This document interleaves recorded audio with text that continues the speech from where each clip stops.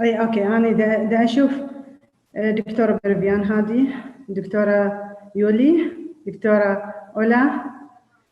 مرحبا دكتور مرحبا. هدى. اهلا بك. هلا مرحبا. الله يخليك. هلا مرحبا.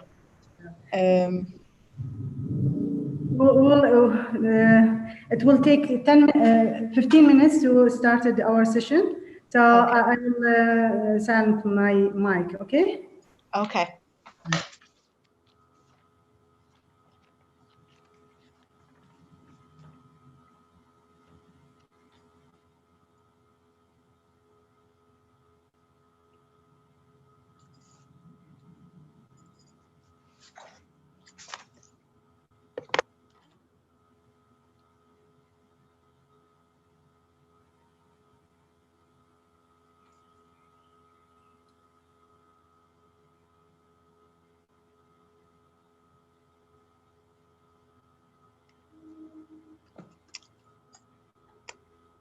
Hi, Dr. Zaid, how are you? Fine, thank you. Hi, Dr. Yuli, how are you? How's everything going? Yeah. How about you, me? I'm doing fine, thanks. Hi, Zaid. Hi, Dr. Zaid. How are you? You are my colleague. Hi, everyone. So happy to see you all again. So we are just three registered for my session. No, we are 5 right now. Okay, great. That's great. Okay. So, like we have just 10 minutes. Let me just get a tea. Yeah. Okay. We'll see. مساء الخير جميعا. Good afternoon. Good afternoon, Dr. Bervan. هلا دكتور علا. أهلا بك Dr. Bervan. How are you? ممنون الحمد لله. Okay. So share screen. Let me check. I just want to check, Dr. Bervan, are you with me now? I just want to check, you know, sharing my screen. There is some problem, I don't know, with my connection. So okay, Doctor. Yeah, I will share my screen so you can, okay, so the presentation and share. So it works now, right? Yes, Doctor, right. Yeah, that's really great. Okay. And yeah, okay. It is clear. We can see it. Okay, that's So I think Dr. Ola, you will be the last one. So the first one will be Dr. Yoli. Yeah. Okay. Yeah. But it's good to try if there is any problem, so we can solve it before you start. Okay. Of course. Yeah. Great. That's great. So, Dr. Yuli, also you can try if there is any problem, so we can solve it before you start it, inshallah. Yes. Dr. Yuli, can you hear me?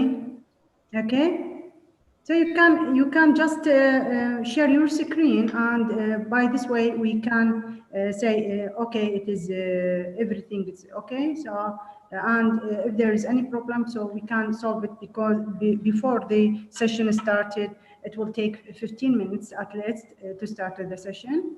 But it's good to chat with all of the speakers. It will be great to chatting with the multidisciplinary lecturer in all of the country around the world.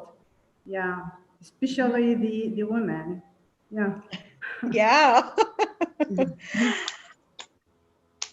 So by the way, happy Women's Day, which is last day. Yeah, happy Women's Day to all the women around the world. So yeah, we're happy. Yeah. So my family today, they said, like, you know, they're gonna celebrate, you know, the Women's Day, and I say, okay, that's, you know, I'm fine with that. Pandemic, so we can celebrate it. Yeah. But at least we attend into this amazing event, so which is good. Yeah. Right.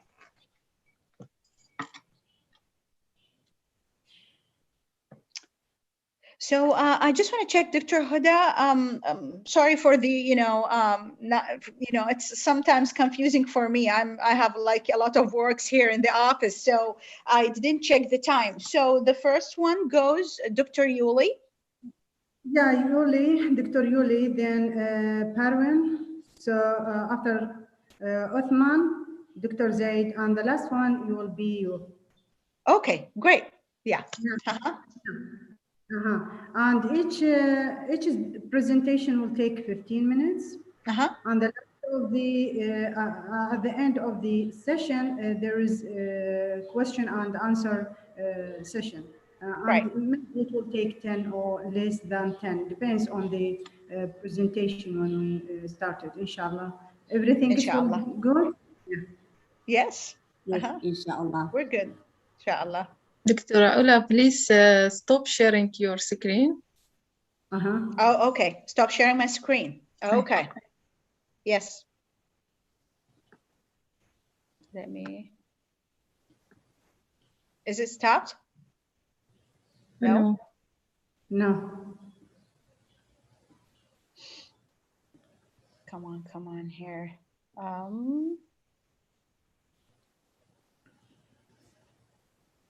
Stop my video, but the screen.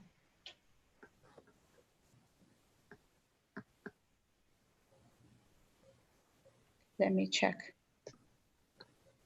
Stop share. Okay. That's great. Yeah. Yeah.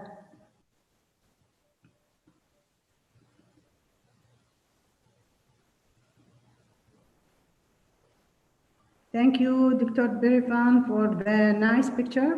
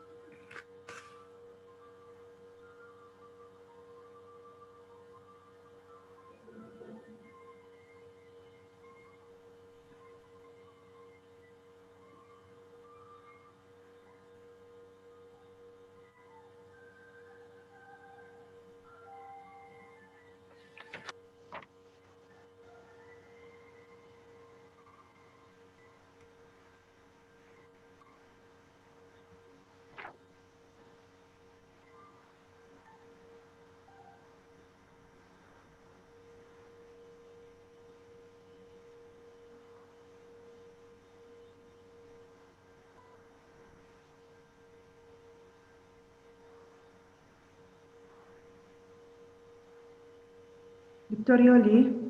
Yes. Can I ask you a question, only question?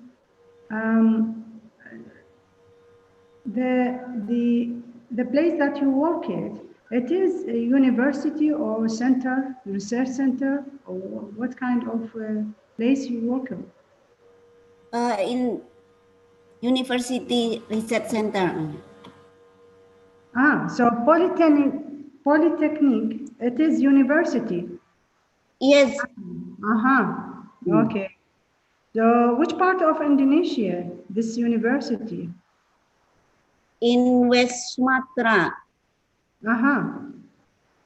It is in the north or the south of Indonesia? In the west. In the west. In the west, yeah. Yeah. My department is mechanical engineering. And this university, it is specialized in many college or just chemistry? Many college, maybe. Or chemical engineering, maybe? Yes. Not chemical. My basic is chemistry, but I work in department. My department is mechanical engineering. Yeah. I can see from your biography. By the way, I will select some points from each speaker biography to introduce for all of the audience in this session.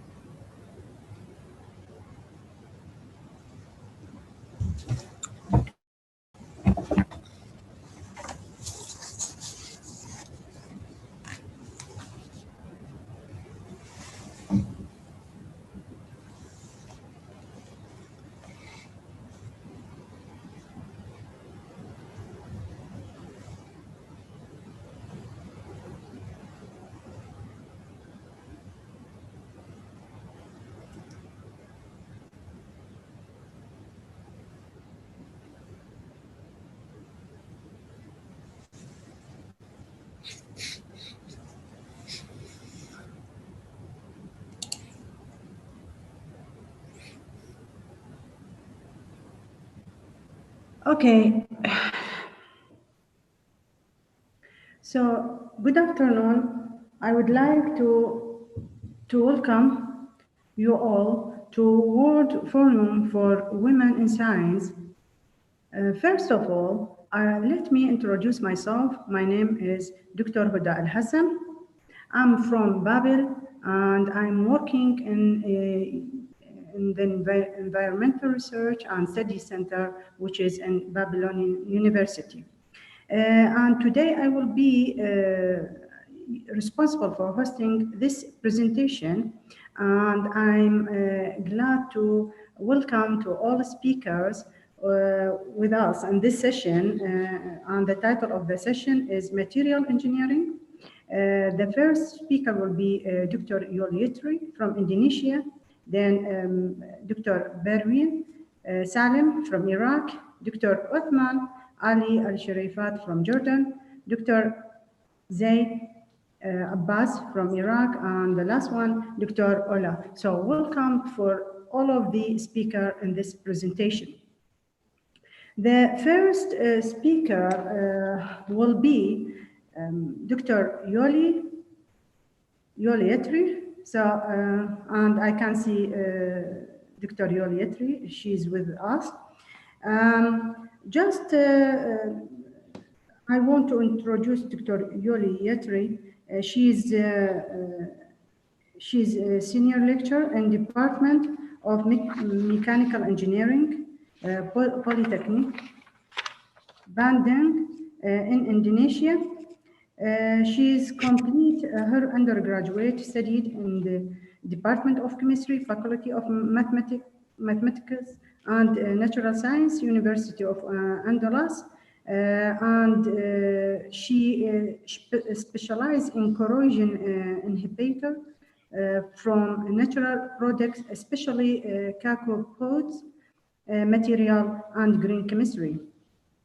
Since the year 2017, under the Ministry of Research, Technology, and Higher Education, Republic of Indonesia, she has been appointed and approved to be one of the reviewers for several international review journal and grant competition, helping to develop one of the ministry program in improving lecturer performance. In addition, she is now an active member of Indonesia Chemical Society and many disciplinary societies in different countries around the world. She is an associated chemical physical in Indonesia. And Her topic will be entitled Preparation of Activated Carbon from Cacao Pods for Super Capacitor Electrode Application. So, Dr. Yolietri, please, floor is in your area for 15 minutes, please. You can start your presentation.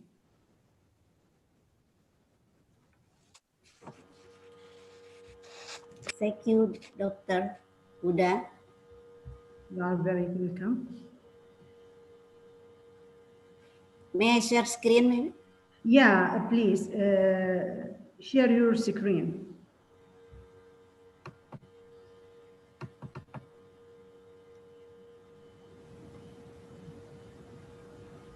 Good afternoon, everybody.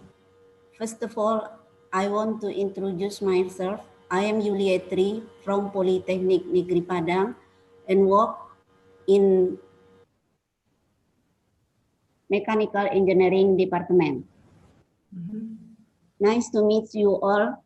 In this opportunity, I want to talk a part of my research with the title Preparation of Activated Carbon from Cacao Pod for Supercapacitor Electrolyte Application.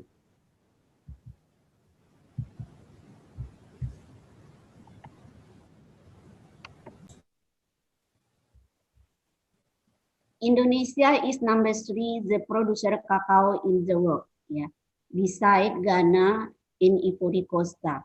Until now, the production of cacao increased so the waste of cacao, the peel of cacao.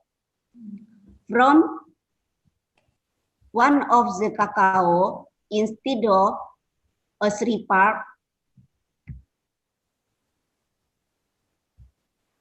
in the white color is placent, in the in of seed, and 75% from the is waste or skin. Until now, the use of cacao peel always not maximum because the technology for use a cacao not continue to use in use. In my research, I use the cacao peel for inhibitor, and a part of my research used to be a supercapacitor. From phase of cacao, instead of 25% seed and placent, and 75% is peel or skin. Increase of the producer of cacao, increase of cacao peel. Is the cacao peel not used? In next is mix of environment.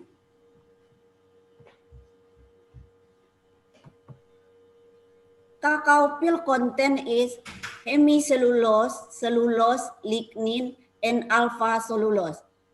High cellulose and hemicellulose is the basic material for use is activated carbon. The basic of activated carbon can be used to be a supercapacitor.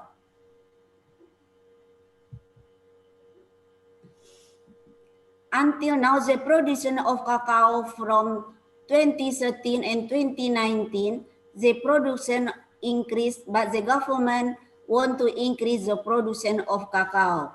But the other side, the peel or waste of skin of cacao not the same as the increase of producer. The effect of it damage in environment. In my research, I want to use the cacao peel to be in a supercapacitor. The problem now in Indonesia, cacao peel is not well exploited yet. From one of the fruit of cacao, content of 70% peel and 25% seed and placent. Cacao peel trust can damage in environment. the effect of it, the environment not fresh. Exciting of electrode from capacitor are not toxic, not biodegradable, and expensive. The maximum of production of cacao can produce a cacao will increase. Exciting of the peel of cacao with the hike of cellulose and hemicellulose can be a basic material to activated carbon for use in supercapacitor. How's the strategy to solve the problem? First, maximum utilization of cacao bean. And the second, looking for renewable energy source.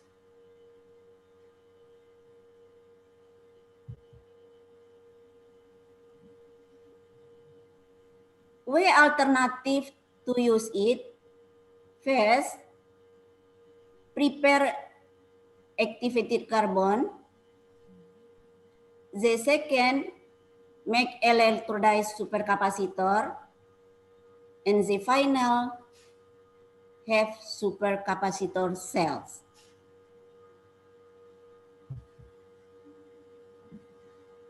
The method of my research, first preparation of solution, and the second preparation of activated carbon, and the third characterization of activated carbon, and the fourth analysis of activated carbon for supercapacitor electrolytes.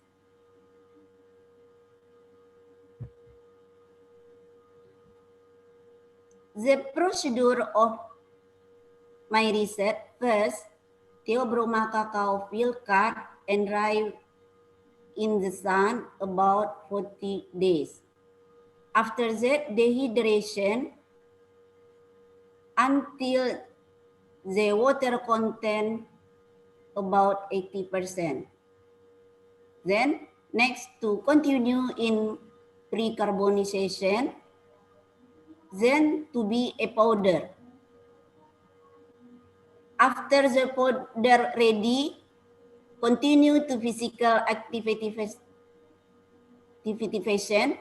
and next to be the process of carbonization. After finish the carbonization process, make a pellet for a carbon electrolyte and continue to chemical activation by electrolyte. And the last, polishing and rinsing of the pellet and continue to make a cell supercapacitor. Result and discussion. The result of DTA and TGA of peel cacao fruits, you can see in my curve, the two-step in temperature in DTG about 100 CTC and the vapor of water to be in 50 degrees Celsius. And DTG cell is one peak about all of water is vapor and finish in activated carbon. Physical properties of supercapacitor, such as mass, diameter, thickness, and density. In curve, you can see in concentration 0.3, pre-carbonization activation, mass, diameter, thickness, and density decrease after carbonization activation. Mass from 0.7 to 0.2, diameter from 1.9 to be 1.4, and thickness 0.2 to be 0.1, and density 0.9 to be 0.8.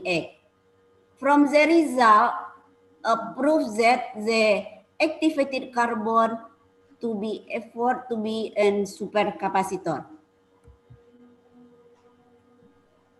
The percentage of mass, diameter, height, and density from carbonization, mass, the percentage 63.5, the diameter 25.4, thickness 35.8, and density 7.4.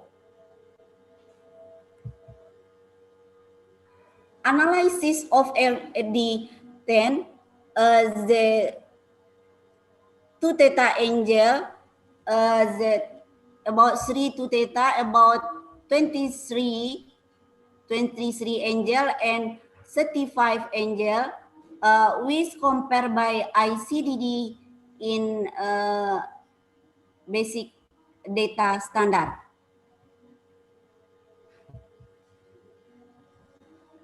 Analysis of morphology from the activated carbon with magnification of 5,000 and 14,000.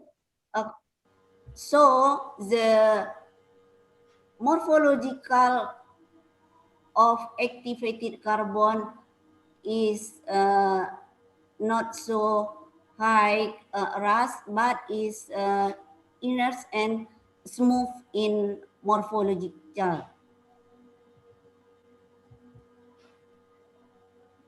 Analysis of ADX show the content of sample of concentration of 0.3 activated instead of oxygen, magnesium, calcium, and in the other element in small element. Electrochemical properties by fault capacitancy from the curve into the length of height and low of the range of curve is high. The compare of the other supercapacitor. In this research, I have the capacitancy of supercapacitor from activated carbon is 90 farad.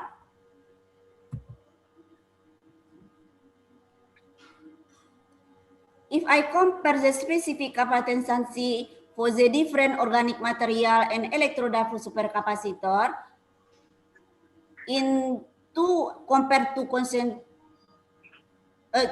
time in the same concentration, average of mass 0.02, ICC 77, and ID minus 48, and GSP capacitancy specific as 90.2 farad per gram. The conclusion, a part of my research, cacao peel has the potential to be used as the best material for supercapacitor electrolytes. This can be proved from the result of physical and electrochemical characterization of supercapacitor electrolytes. Analysis of dimension of mesh diameter, thickness, and density of 0.3 molar carbon electrolytes after the activation process. Most losses were more dominant in mass. Shrinkage of physical parameter in each sample caused a decrease in density value. The decrease of density value then the activated carbon from cacao field is potential to be a supercapacitor. The result of cyclic photometry measurement obtained in a specific capacitance value of 0.3 molar concentration of kalium hydroxide activated sample is has 90.2 farad per gram.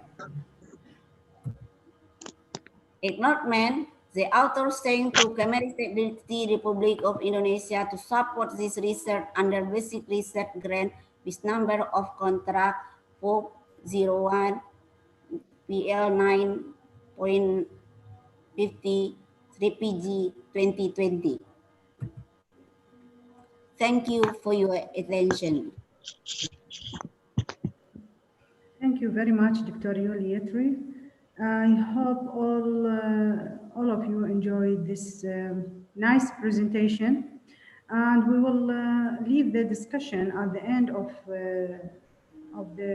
this session. So please stay with us, and thank you a lot again.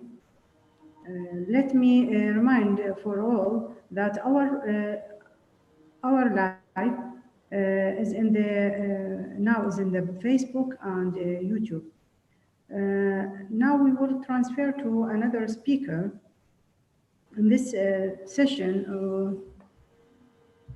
who's the Dr.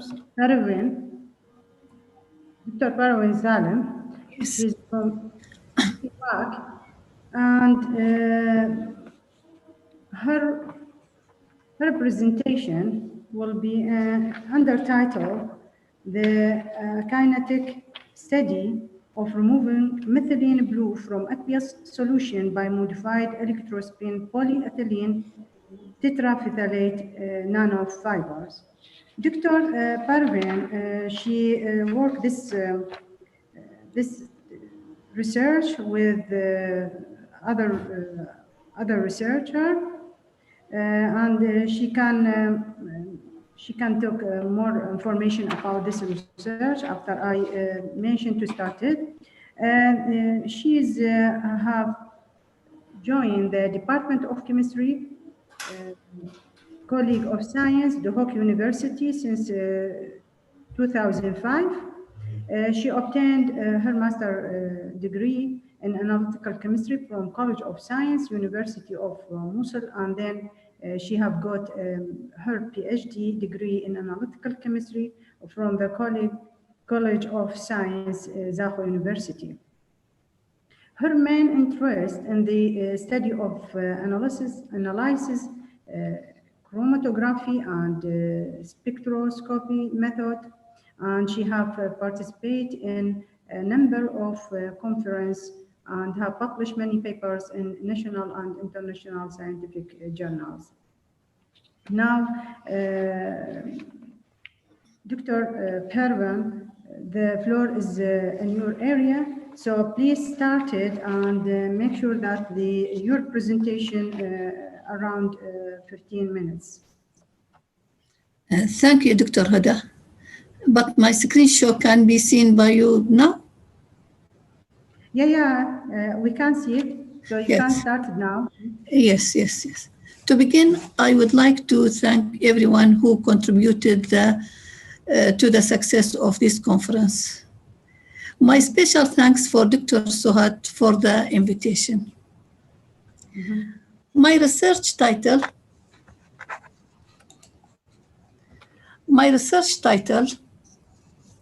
is a kinetic study of removing methylene blue from aqueous solution by modified electrospin polyethylene terephthalate nanofibers. The present study investigates the potential use of the novel polyethylene terephthalate nanofibers extracted from waste bottles. The electrospinning process creates nanofibers, which are then impregnated with dibenzo 18 crown 6 to obtain modified PET nanofiber. Now it's regrettable that I start with this picture, but this is what happens. plastic is polluting every corner of the planet. We don't know exactly how long the plastic will take to degrade. But we do know that once it's on our soil, river, and oceans, it's impossible to clean up. To make matters worse, bottles, bags, and other plastic junk gradually break into smaller and smaller pieces known as microplastics, which further damage ecosystem even as they are invisible to the naked eye. As a result, the best way to protect our waterways is to reduce plastic waste. There are many ways to minimize plastic waste, including recycling. But this study purifies water using plastic waste bottles. It's intended to treat pollution by the pollutant itself. In this research, we used to weave nanofibers from plastic waste, resulting in the conversion of plastic waste into useful products after they are converted into nanofibers. Now we know that in recent years, nanofiber technology has been one of the most important research topics in the field of the pollutant removal. As electrospin nanofiber membranes are excellent adsorbent materials because of their high surface area, very porous structure, and strong mechanical properties. It's been mentioned that the modification of the PET nanofiber with crown ether is utilized for the removal of methylene blue from aqueous solution. But what is the rationale behind the removal of the methylene blue? We know that the dyes are among the most dangerous industrial materials that can cause serious problems to human health. As such, removing dyes from colored effluents has attracted a lot of attention. The following figure shows the main stages in this research. At first, the plastic waste is cut into small pieces and then dissolved in a suitable solvent. In this research, we mixed 3:1 ratio of dichloromethane and trifluoroacetic acid. Then the polymer solution is converted into the nanofiber using the electrospinning device. We have used this device, this instrument, to weave a PET nanofiber. This is electrospinning, and it's a most promising, extremely simple and effective technique used in the manufacturing of the nanofiber using a wide variety of the polymers. After electrospinning process, we modify the nanofiber with the crown ether as follows. The PET nanofiber mat is impregnated with the crown ether dissolved in 6 ml acetone and continuously stirred for 2 hours at constant room temperature. After 2 hours, the mat is first washed several times with deionized water to remove any free ions and then dried at room temperature for 1 hour. For the purpose evaluating the potential of the chemically modified PET nanofiber as adsorbent to remove methylene blue from aqueous solution, experiments of batch adsorption are carried out. Now, the effect of the initial methylene blue concentration, pH, adsorbent dose, contact time, and temperature are optimized upon the adsorption. The methylene blue concentration in the supernatant determined by using a spectrophotometer. Comparison between morphologies and mean diameters of the PET nanofiber and modified PET nanofiber is carried out by the field emission scanning electron microscope, Fourier transforms, infrared spectra, and thermogrammetric analysis. The energy dispersive X-ray analysis is used to provide elementary quantitative compositional information of carbon, oxygen, and inorganic species in the surface of PET nanofiber and the modified PET nanofiber.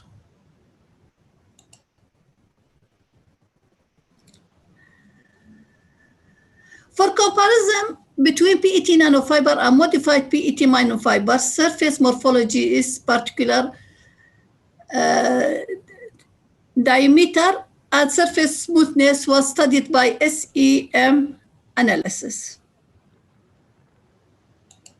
One of the most critical parameters for the adsorption capability determination of the nanofiber surface area, the highly specialized surface area, fast diffusion rates through hydrophilic mesopores, and the electrostatic attraction between the surface nanofibers and dyes all lead to the rapid and efficient purification.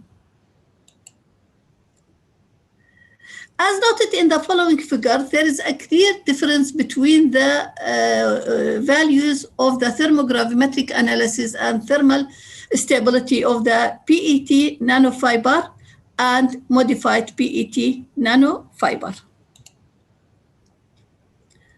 And also this figure demonstrates the EDX spectrum as well as detailed with report on the percentage of the carbon, oxygen, and PET for the PET nanofiber and modified PET nanofiber. The interaction of PET nanofiber with the crown ether modification. I mean the modification of the PET nanofiber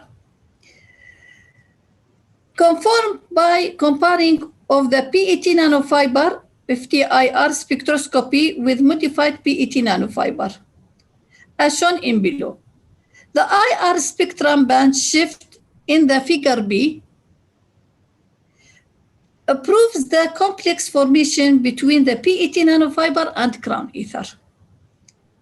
And also disappearance of all these peaks in C after adsorption of the methylene blue on the modified PET nanofiber may be attributed to the adsorption of the methylene blue on the modified PET nanofiber by a weak electrostatic face-to-face pi-to-pi interaction between aromatic moieties.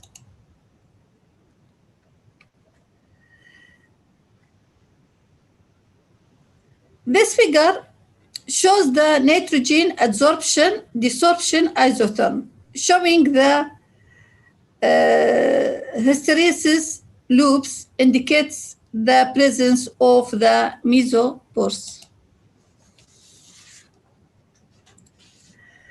There are studies of thermodynamic and kinetic for this study, but now I focus only on the kinetic part. The kinetic part of the methylene blue dye absorbed on the modified PET nanofiber were analyzed using pseudo first order, pseudo second order, Elovic and intraparticular diffusion kinetic models. Each of the models have its limitation. Is derived according to certain conditions. The four kinetic models were used to estimate the sorption mechanism and possible rate controlling step, which are essential in selecting optimum operating condition for the full batch process.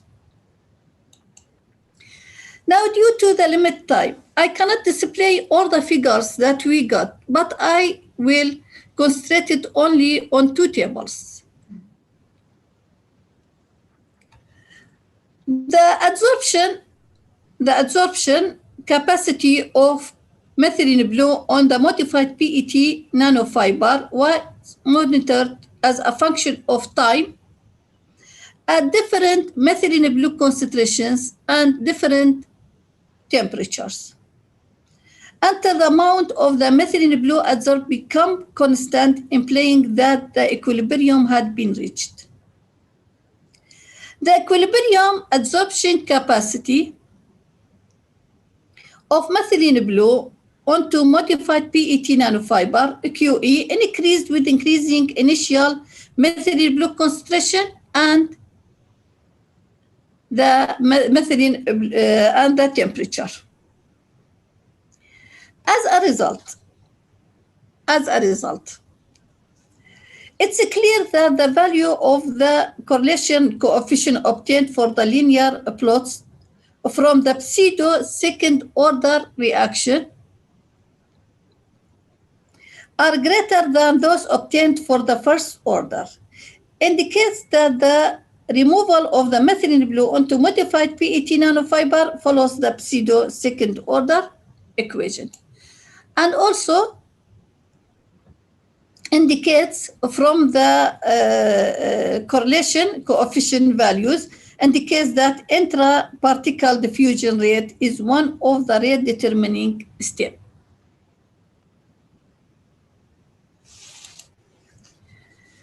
The activation energy calculated using the values of the rate constant from the pseudo second order kinetic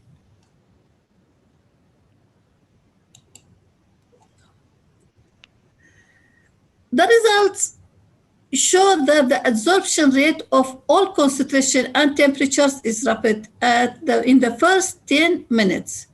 And this is one of the advantages of the modified PET nanofiber compared with the previous studies shown in this table.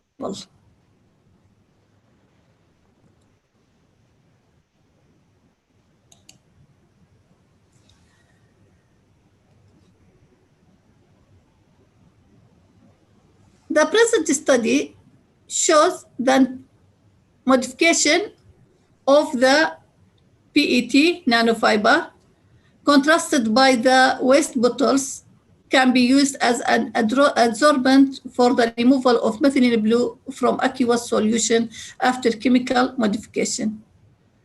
The adsorption experiments indicate that modified PET nanofiber might quite efficient to removing methylene blue from aqueous medium relatively low in low concentration. And also the time, the 10 minutes is used to the remove. It's a good results show the absorption rate is very fast comparing with the previous studies. And thank you. Thank you. Thank you. Thank you, Dr. Belvan, for the informative and interesting talk. Really, it is very good information, and the result that you get it's if we compare with the other results, it's very good result that you get it.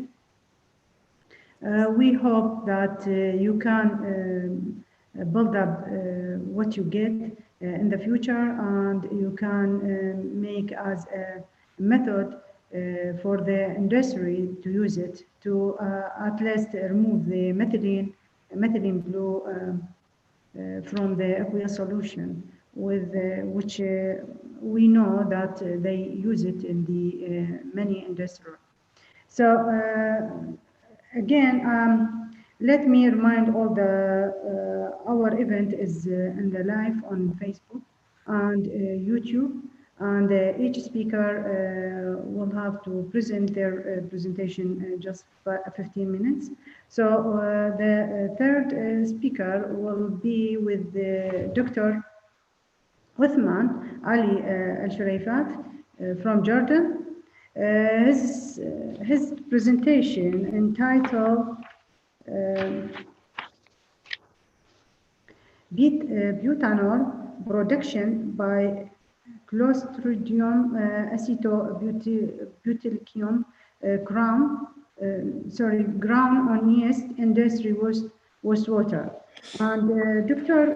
Uthman he have joined the Department of Biology since 2001, and he obtained his master degree in biology from Faculty of Science, Hashemite University, and his field interested with the study of industrial microbiology.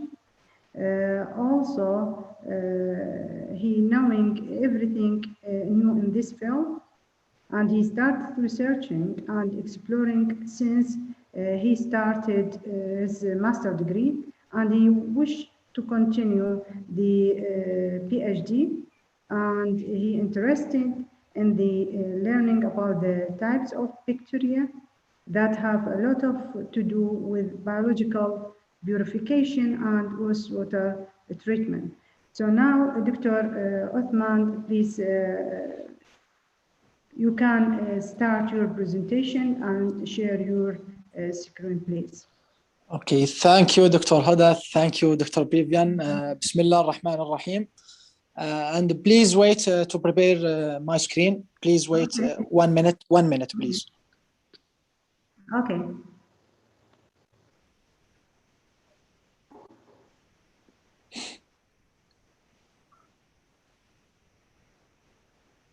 Again, please, everyone, stay with us because there is the discussion session at the end of this session, so please stay with us.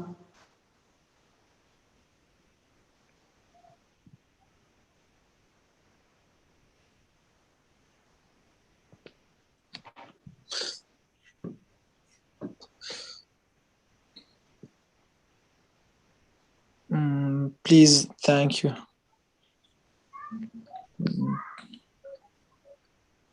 Sure.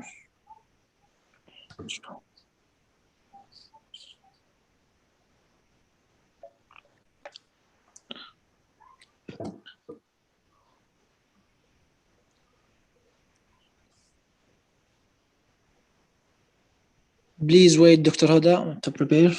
Yeah. I have some issues. If there's any problem, can I have some technical issues on my laptop, please. so it is not. It's okay. Okay. 1 minute, please.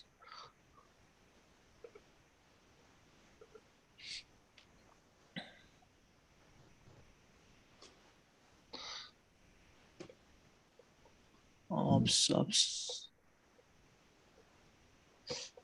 Dr. Huda, can you please transfer to the fourth speakers to prepare my screen? Okay. So we can now invite Dr. Ziad Abbas. He's from Iraq, and before he started to share his screen, just something I have to some information about Dr. Ziad.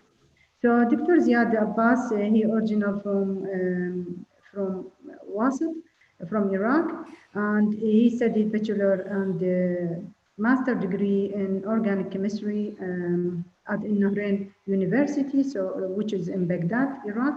Then between 2009 until 2012, he worked as a teaching assistant at the University of WISWB.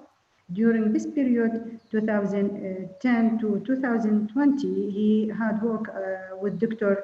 Khalida Mitiza group to prepare some nanoparticles. He is a very social person, and he's trying to work collectively to reach his goal of making science, and he's interested through converted and the transfer of evaluation around the world.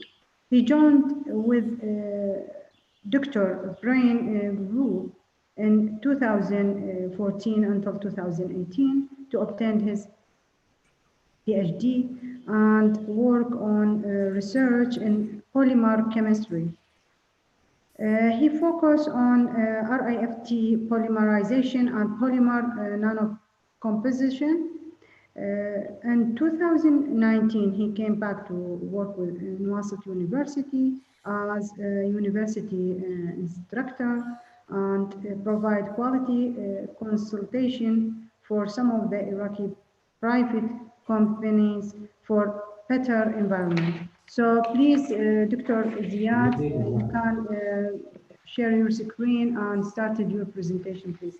Thank you. I really appreciate your introduction. So let me just like to share my slides with you all. And do you see my slides right now? Not yet. Okay. Yeah. Cool. You can see it. That's great. And my voice is like, well, clear for Yeah, everyone? clear. That's great. Cool. So yeah, today I'm going to talk about the synthesis of grafted polymers from cerium oxide nanoparticles. First of all, why I picked the cerium oxide. I worked on like grafting different nanoparticles for several years in Dr. Brian Benswich lab in the University of South Carolina. And one of the, let us say, interests that I used to look for, it's people who's working in a nuclear stations. They are like in exposure to a lot of like radiation.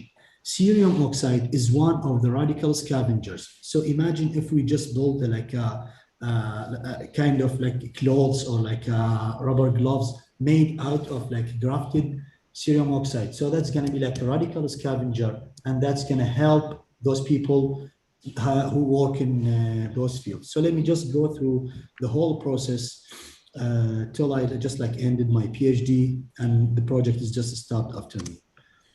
First of all, I would just like mention the raft polymerization. Raft polymerization is reversible addition, chain transfer, fragmentation polymerization. It's a kind of addition polymerization, radical polymerization that happen through the thiol groups. And if we look to the, let's say, sorry, the mechanism of this one, first we have to have an initiator that initiate a radical species. Then this radical species react with several monomer species. And the rule of raft agent is to control the addition of monomer species. So the polymerization process will be controlled. And if we look to the chain equilibrium, we will reach a status of equilibrium that's each monomer addition has to be added in between the raft and the chain of the polymer. So everything will be very well controlled. We will have a uniform chain length of all the polymer chains. That will help to control the final properties of the organic polymer matrix. If we look to these two like monomers that I just tried to polymerize over there, chloroprene, isoprene, we will look for like the consumption of the monomer to the time. It was very linear. So the consumption of monomer per time was linear because of the highly control of the raft agent species. By the way, raft agent species are colored, so that's make it easier to detect by UV-Vis.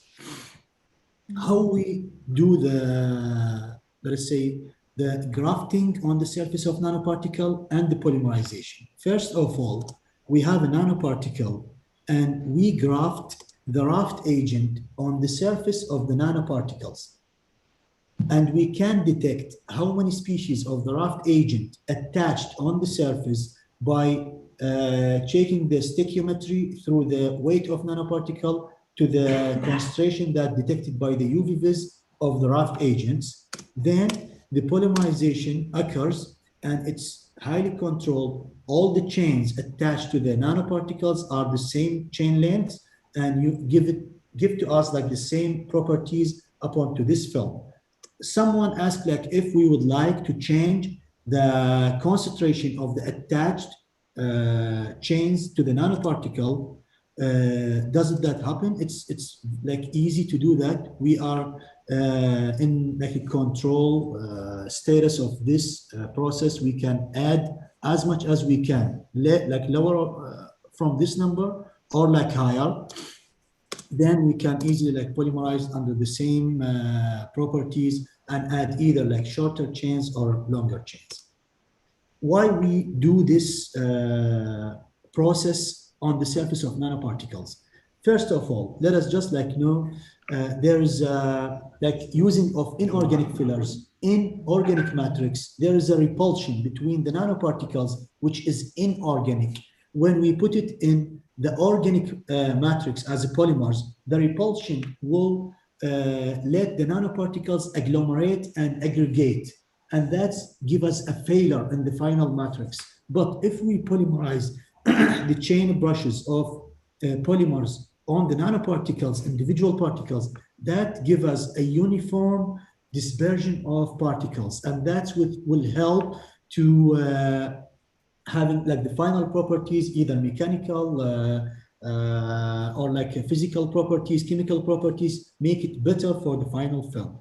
And we will do that through the molecular parameters, grafting density, grafting molecular weight, and the dispersion of chain lengths. This is the first nanoparticles that we synthesize of cerium oxide in different organic solvents. That one is THF, the other one in toluene, and I think these in DMF. We attached those nanoparticles with decanoic acid, which is like 10 chains of like carbon as a surfactant. So the first step is just to like synthesize the particles and stabilize them by chains of decanoic acid. And this is the TM picture of individual particles with only decanoic acid. There is no polymers, no raft agent, just by itself. And we can see like this is the, I think the 200 nanometer scale, how the nanoparticles are like fine. And this is the SEM picture. And SEM looks a little bit like aggregate because after the dropping the particles on the surface of the SEM slides, and the evaporation of the solvent, aggregation happened. But when you look to the TM picture, TM was like fine and better than the SEM. This is the DLS test of two kind of nanoparticles that we synthesized. The first one, if we look, the diameter of the nanoparticle is 12 nanometer. The other one is 14 nanometer. And if we look to the distribution of sizes of nanoparticles are very narrow, and the peak was sharp enough to prove that our synthesis was accurate. This is the step of how we graft the chains of polymers on the surface of cerium oxide. We use the phosphonate and attach it to the surface of, to the raft agent. We pick raft agents with functional groups like amine, amide, or carboxylic acid to make it easier to attach to phosphonate. Then this phosphonate will attach to the surface of cerium oxide. And this happened under like the reflex in absolute THF overnight. After the attachment, we do the UV vis to count how many raft agents molecules attached on the surface of each individual nanoparticle. Then we polymerize the methyl acrylate, normal like polymerization by using IABN as initiator, and sorry, the temperature 65 THF as a solution, and we polymerize it, and this is the final polymer attached to the surface. This is the TGA for the like both like surfactants, and for the first one is just the black. It's for the only surfactant and nanoparticles, the cerium oxide. The other one is the polymerization through raft, the PMMA with like PMMA brushes on the surface of these nanoparticles. Here we recognize, if we remember, like the nanoparticles was 14 nanometer. After the polymerization, so imagine there's like this nanoparticles, we like polymerize the brushes of polymer PMMA. Now we reach the around 200 nanometer, like the size of the core around each nanoparticle. This is the pictures of the nanoparticle grafted with PMMA, and sorry, if we compare it to previous pictures with only like bare nanoparticles without the surface brushes attached, you realize like the clusters of nanoparticles, but here you can see individual nanoparticles with scales of 50 nanometer, and how it's like very fine and like very well polymerized and dispersed in the matrix. As a conclusion, the rough polymerization was used to control the polymerization of cerium oxide nanoparticles. Solvent mixing techniques was used to prepare the nanocomposites. The grafting nanoparticles were tested as matrix-free. We didn't. The problem is like this, very short, because I did not, let us say, complete the project because it's like stopped after my PhD, like graduation. Those like graft nanoparticle were tested as only matrix-free. I didn't like have enough time to put it in organic matrix and check the properties. For the future work, I would like to like having a lab to work on like more investigation of cerium oxide nanocomposites with like different molecular weights, different chain densities, different chain like lengths. Study the properties of these matrices with like different fillers. Sometimes I like to add like silica, zirconia to have like let us say light scattering properties for this final composites. And I believe that that work could lead for the further exploration of cerium oxide nanocomposites. Finally, I would like to thank my like previous advisor, Dr. Brian Bensvich, for helping in this project. Wasat University, Ministry of Higher Education for sponsor the previous, the Smart State, SACS collaboration, Stiffy Group also for like, and Michelin for also like support and fund all my previous like, let us say results that I present in front of you. Thank you for your listening. Dr. Zaid, thank you very much. I wish everyone enjoyed the data that I presented. Yeah, of course. So thank you very much for Dr. Zaid for the informative and interested talk, to be honest, and for all of the things that he got in project.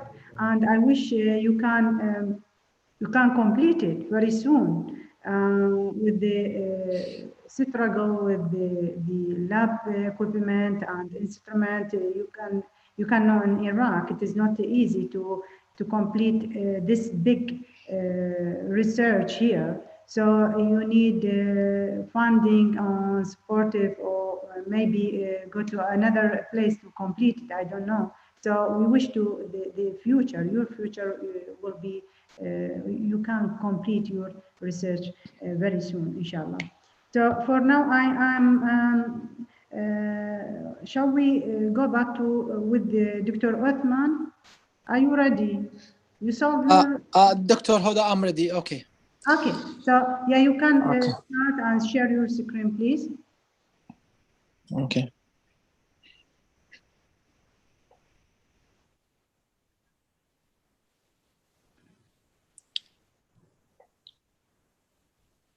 Okay, already the slides show on your screen. Yeah, you can see it. Or? You can see it. Okay. Thank you, Dr. Hada. Thank you, Dr. Brevian, and good evening for all panelists and audience. At the beginning, I would like to extend my sincere thanks and gratitude to the organizing committee of the World Forum for the Women in the Science. And for me personally, it's one of the most beautiful opportunities to meet the researchers and doctors from various countries of the world. Let me start to introduction my lectures in which I will talk about one of the solution to the wastewater problems and how to treat it. The first, treated wastewater has become an important component of water resources in our countries in general, and in our countries, Jordan especially, due to the problem of water scarcity. And it's possible fully utilized treated water for unrestricted agriculture and for refilling of the hydroponic ponds. There are about 19 stations wastewater treatment in Jordan, surface about 26 cities in the Jordan. And one of the largest factories in the Jordan is the yeast factory, and other factories, as the outputs of these water factories is YIW, yeast industry wastewater. This water caused the environmental and health problems for the individual and society. Now let's take the advantage of this water.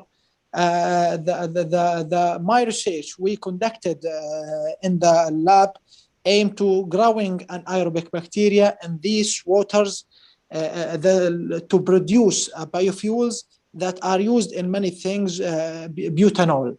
Butanol is the production of the outputs of the research is a 4-carbon primary the alcohols. Butanol, as we know, used widely in the form butyl acrylate and methyl acrylate esters, and used in our life and in many things such as surface coating and enamels and lacquers.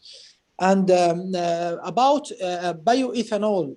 Bioethanol is mainly used as a biofuel, is alternative fuels but nowadays biobutanol is replacing bioethanol due to its advantage over it. The first one, it's non-hydroscopic in the nature and does not cause the corrosion in the nature, and it has more calorific value than ethanol. About biobutanol can be produced by both petrochemical and fermentative process, but it is the life cycle of fermentation process. We will talking ABA fermentation. ABA fermentation process that we will. Dr. Huda, can you listen me? Yeah, Doctor, yeah. Okay. The ABA process that we use in the lab, ethanol, acetone and butanol and ethanol production in the lab. And as a YIW fermentation media has a dark, that produced by factories, has a dark brown and color. It's contain high concentrations and contain more organic matters, more ever of high concentration of chemical oxygen demand and biological oxygen demand. Our research objectives was to study ability of Clostridium acetobutyllicum. About Clostridium acetobutyllicum, that the bacteria that used in my research. That bacteria is an anaerobic bacteria and belongs to Clostridia family. The second object to study the effect of immobilization of Clostridium acetobutyllicum using sodium alginate. Sodium alginate as a matter for immobilization of bacteria, that covering the particles of bacteria and to produce the butanol is the goal of research. About materials and the procedures of materials and methods for my research, we divided the work into four parts. The one part, growth of acetobutyllicum on YIW. Growth of Clostridium acetobutyllicum is the bacteria on YIW, and effect of carbon and nitrogen. We use the carbon and nitrogen for the growth as a supplement nutritions to growth of bacteria on YIW. And we use batch fermentation with the free cells of Clostridium acetobutyllicum and batch fermentation with immobilized cells of Clostridium acetobutyllicum. About the growth of Clostridium on YIW, we use the agar plates of YIW at different concentrations about 25 and 15 and 50% and 75 and 100% of YIW in agar plates, and were prepared to measure the effect of YIW media on the growth of Clostridium acetobutyllicum. Was the mean the Clostridium acetobutyllicum was growing on the agar plates that contain 100% of YIW. The optimal concentration of YIW that contain agar plates, we have good growth in the agar plate. About batch fermentation with immobilized cells for Clostridium, in a static bottle, we growth the acetobutyllicum bioreactor, and the production of butanol was studied at two modes of process, batch and continuous, in the static bottle. And to further improve the process butanol production, immobilization bacteria was contained in batch and continuous fermentation. Moreover, continuous fermentation was lasted for 5 days.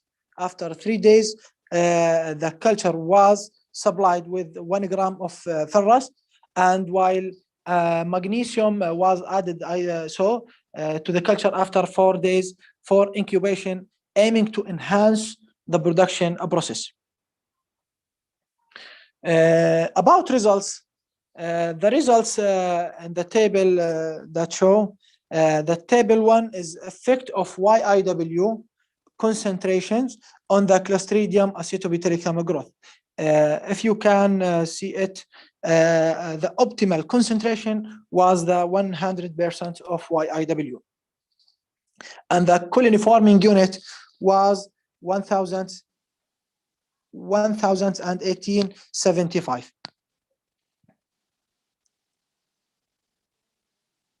Please.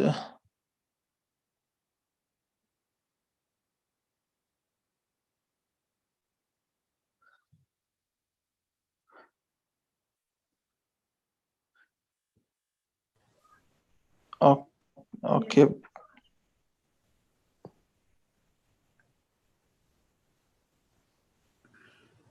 Can you listen me, Dr. Huda? Yeah, we can see it. Okay. About experiments conducted using shake culture, we revealed that the maximum production of butanol was 11.73 gram per liter of butanol that supplied with 16 and 20 gram per liter of glucose and ammonium acetate. Glucose and ammonium acetate that we used as a supplement for growth of bacteria, Clostridium. And in a column bioreactor, the production of butanol was enhanced as total carbohydrates were consumed to further improve the process. Immobilization bacteria, Clostridium acetobutyllicum, was studied, and the results indicate the maximum production of butanol in the column bioreactor was 12.47 gram per liter for batch fermentation.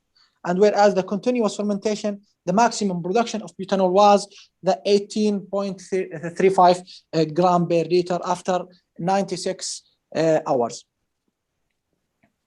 This figure shows the production of butanol about glucose and ammonium acetate as a supplement addition on butanol production of YIW cultures inoculated with a free Clostridium acetobutyllicum. The optimal concentration of YIW was the optimal concentration of glucose and nitrogen was in the third line, in the third column, was 45 of butanol concentration. About the second figures shows the effect of glucose and ammonium acetate in addition butanol production from YIW cultures. and we can see, if you can see the optimal concentration of of ammonium acetate, was 20 gram percent to growth of Clostridium acetobutylicum.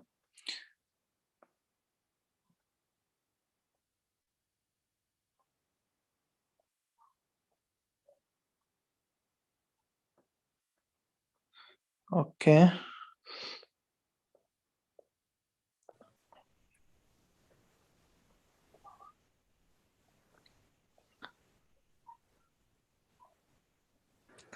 The third figures indicates the three lines.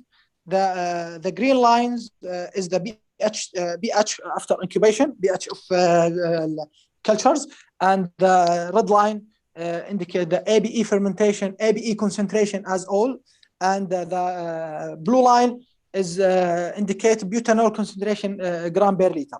And we have Fe for the supplement of bacteria, and more growth of bacteria we have in the culture.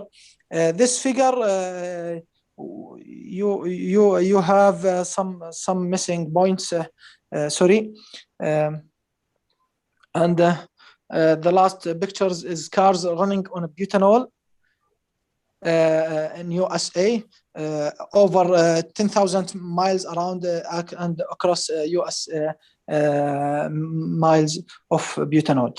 And the last pictures is the column bioreactor we have in the lab.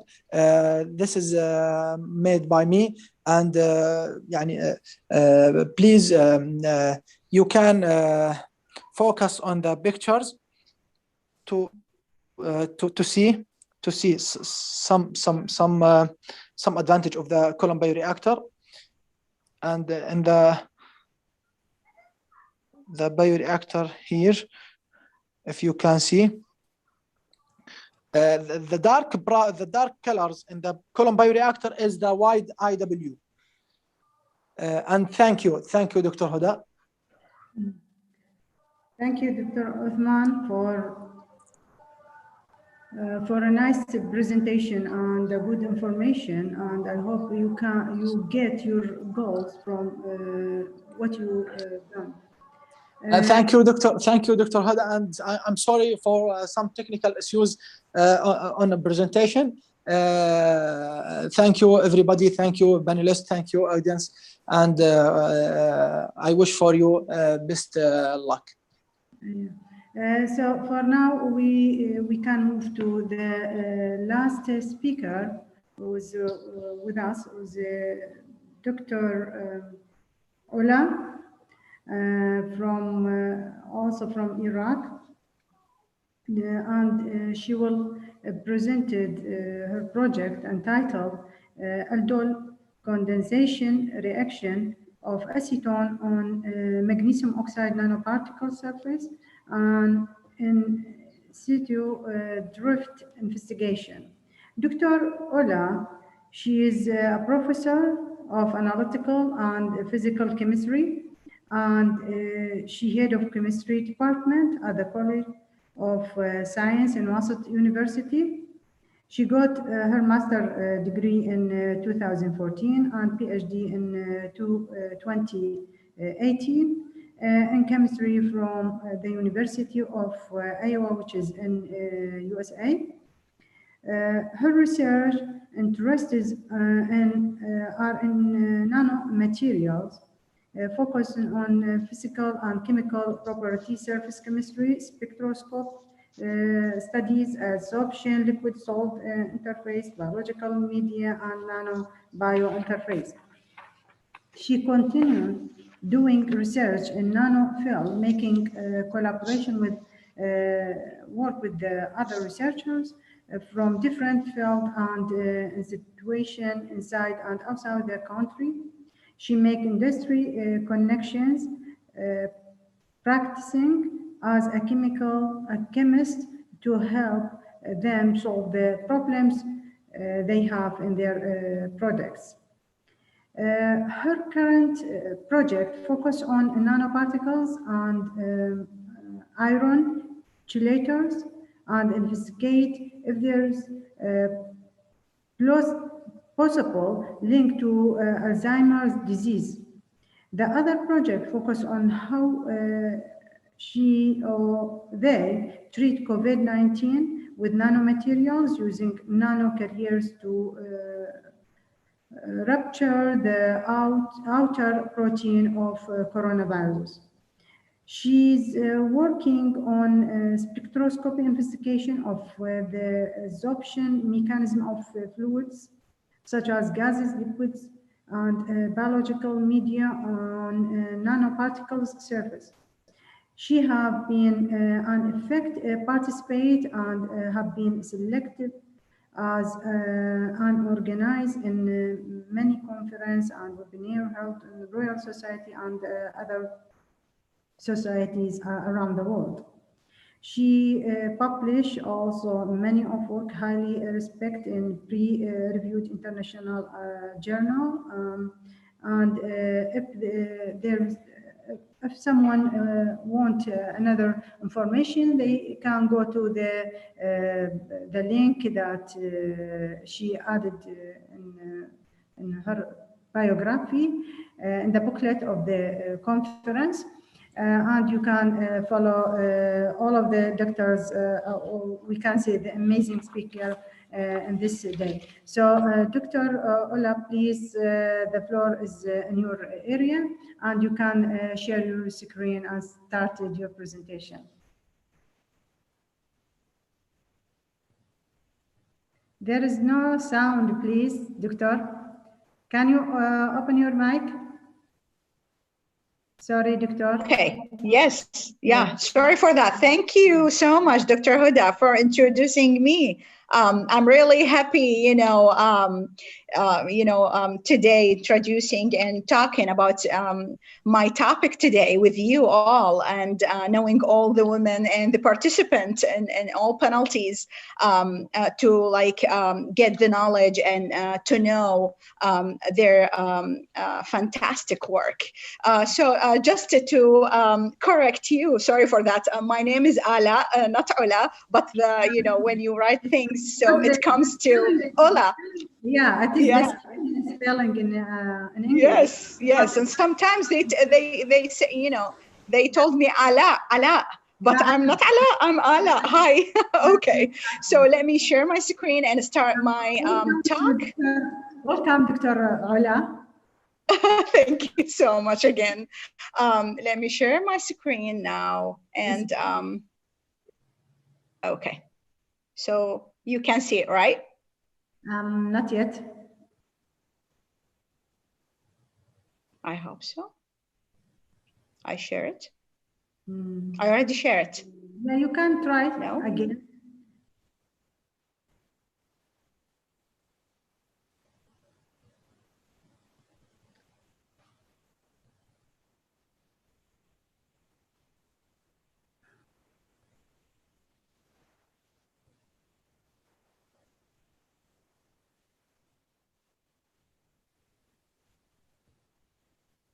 Can you see it? No. Doctora, please stop sharing and try again. Yes, I tried, but I don't know what is the problem. Let me share screen. Let's do it again.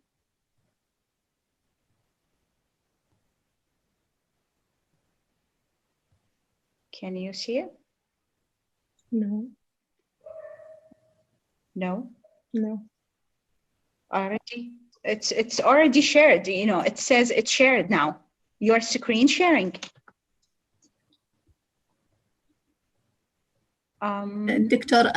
Ala, you can click your screen, then click to your PowerPoint. Yes. Okay. Yes, then share. Okay. Let me do it again. Yes. Okay, and share screen now. Yes. And here is where we, how is it now? No. On a PowerPoint, you can click on your PowerPoint.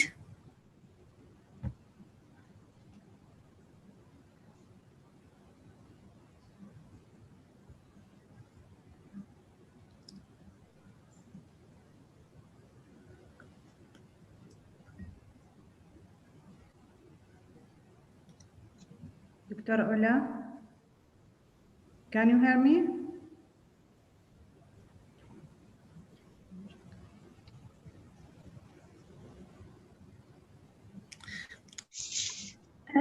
Dr. Ola, first you can open your PowerPoint on the الصور انقطع الانترنت يامها ما ويانا هسه.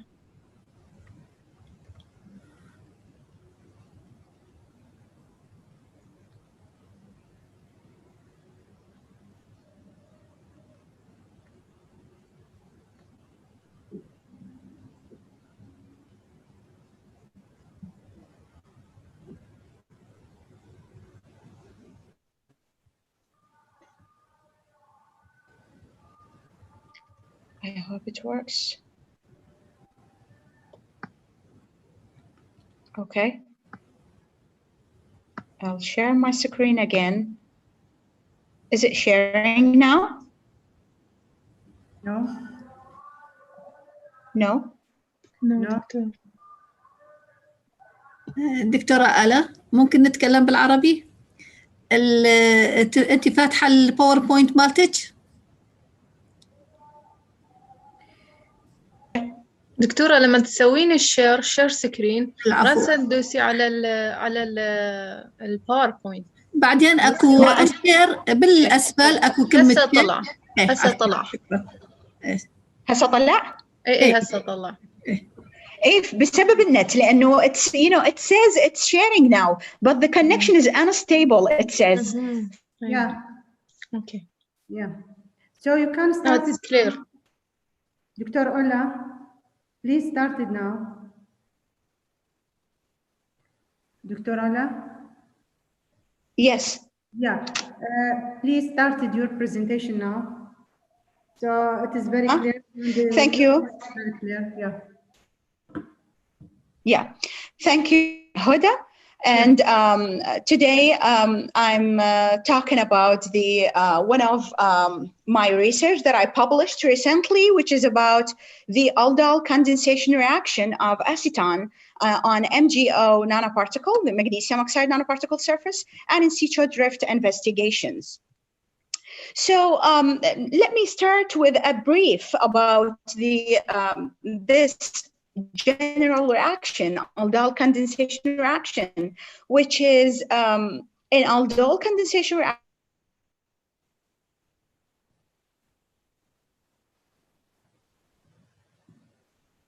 Dr. Ola? Dr. Ola, there is no voice. Dr. Ola? So can you hear me now? Yeah. Yeah. Okay. Okay, great. So in general, let's define the general meaning of aldol condensation reaction, which is about an enolate ion reacts with another carbonyl compound to form a conjugated enon. The process occurs in two parts: an aldol reaction, which forms an aldol product.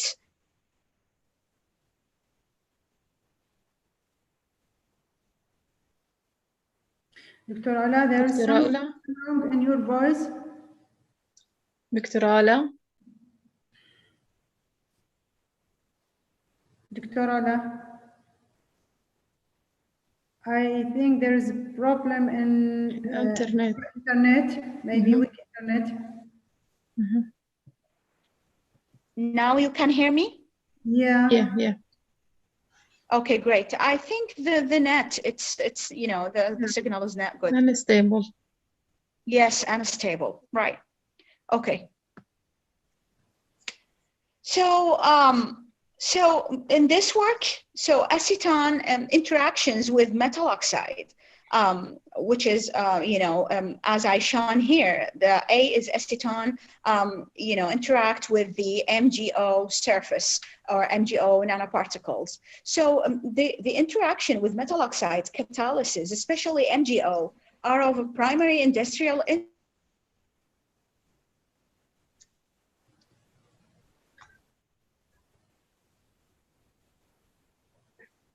دكتورة آلاء دكتورة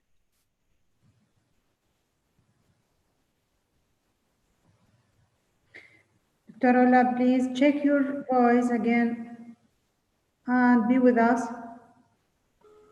Yeah, I'm with you and I can hear you. Yeah, you can hear us, but there is some problem in your internet, I think.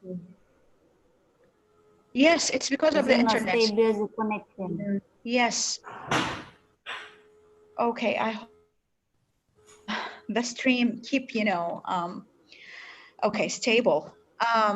So this kind of reaction can produce bio-based products such as fuel and fuel additives. As like, in US, they add some like 20% of ethanol to enhance the fuel efficiencies. Also, in this reaction can capture the acetone as a source of pollution for indoor environments. Also, it's considered this reaction as a promising alternative method to produce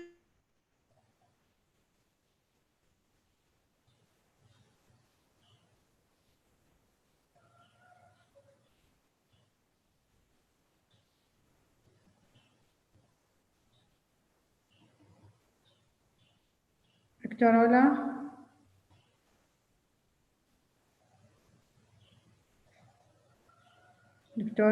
Dr. Ola? You can hear me? Yes, I can hear you. Yeah. Yeah, I can hear you. We wish to continue It says, listening your voice because there is missing from time to time. yeah, but it's because the net, it's everything with me is fine. Yeah. Okay. So currently, there is a lack in the investigation of acetone interaction with MgO using in situ drift, which has important advantage over the FTIR spectroscopy. This advantage is the minimal preparation requirement for solid samples. In drift technique, the nanoparticle powder is used as it is, while in FTIR, it's sometimes mixed.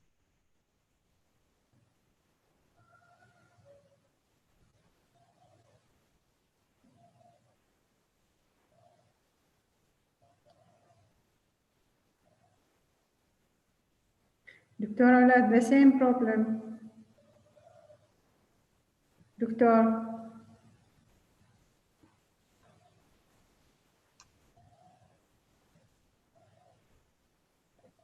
دكتورة آلاء Yes, I can hear you. Can you hear me now? Yes, Dr. Yes. You can continue. Okay.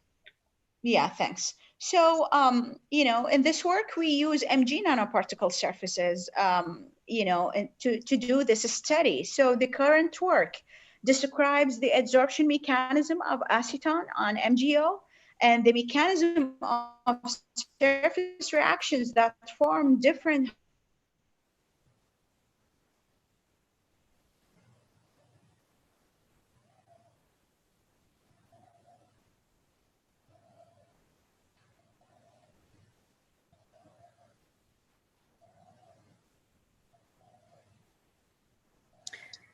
Dr. Ola? to the setup, the apparatus that I used in my work. MgO was used as received without degassing or any other treatment that could change its physical and chemical properties to fill the acetone glass tube. then the acetone was used to fill a glass tube. Then the air was introduced. The air was introduced during the mass flow reactor with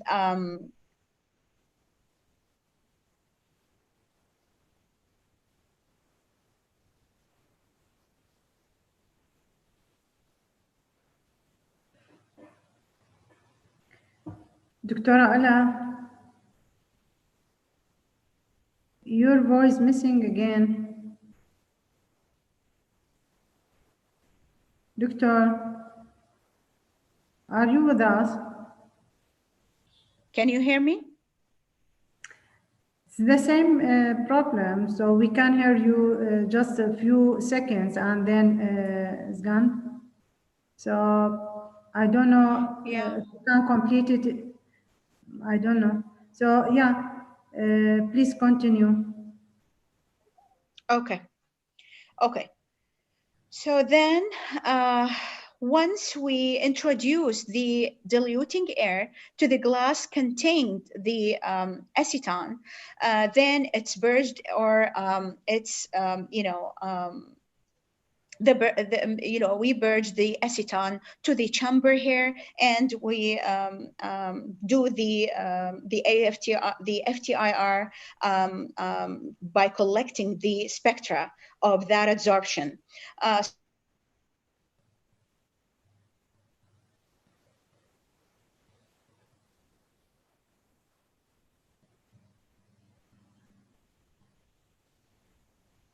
Dr. Ala. Doctor. I don't know what is the problem. دكتورة سوري والله بدنا نستمتع بمحاضرتك فما أعرف ليش هيك دا يصير. Yeah, it is very interesting Amazing. talk. So you can open it again and start it.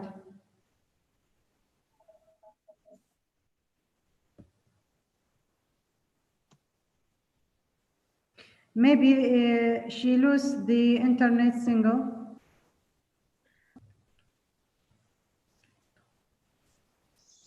Dr. Ola? Okay, can you see?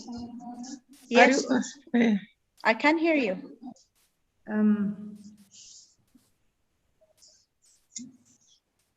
There is no any presentation clear yet.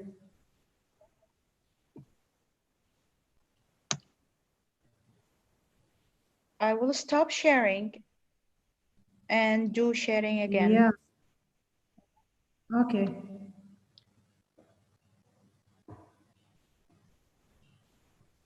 Now you can see the Not yet. presentation. Not yet. Yeah, I don't know what is the problem with that. So I have the internet, I have everything, I got everything, it's done, but can you see the screen? No. No. No? No.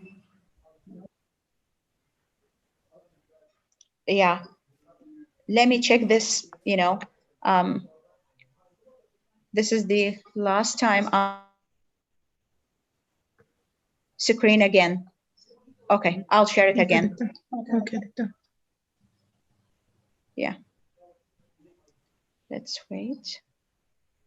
I hope this time. How is it?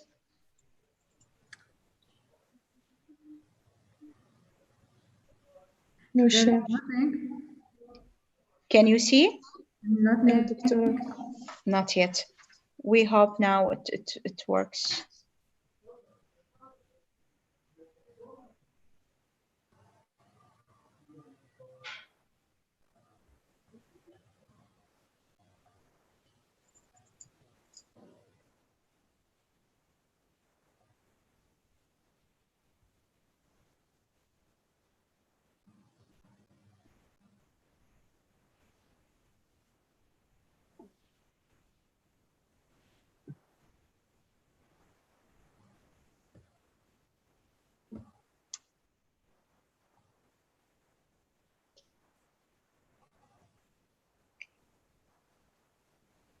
Dr. Ara, are you with us?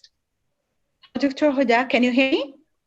We can hear you, but the thing that if we hear you, we miss your presentation. So please make sure that everything in your computer is okay. Yes, yes, yes. Okay, so I'll do it again. This is the last time I'll check this one. Okay, so now tell me if it's, you know, showing on the screen, the presentation. Nothing yet. Nothing. We hope so. Like, Okay. yes, Okay. Yeah. now it's Clear good. now it's good. Okay, Finally. finally. Okay, great. Sorry for that, you know, it's, you know, Yeah, it's yeah, happened. yeah, it happened. Eh. Okay, so we are here. Mhm. Okay. So we've talked about the, you know, the apparatus that I used in my work, which is the drift system, stands for diffuse reflectance infrared Fourier transform spectroscopy. And as I explained, you know, how the absorption of the MgO happened, I'm sorry, the absorption of acetone, vapor acetone, absorbed on the surface of the MgO in this chamber. And then the in situ drift spectra were collected.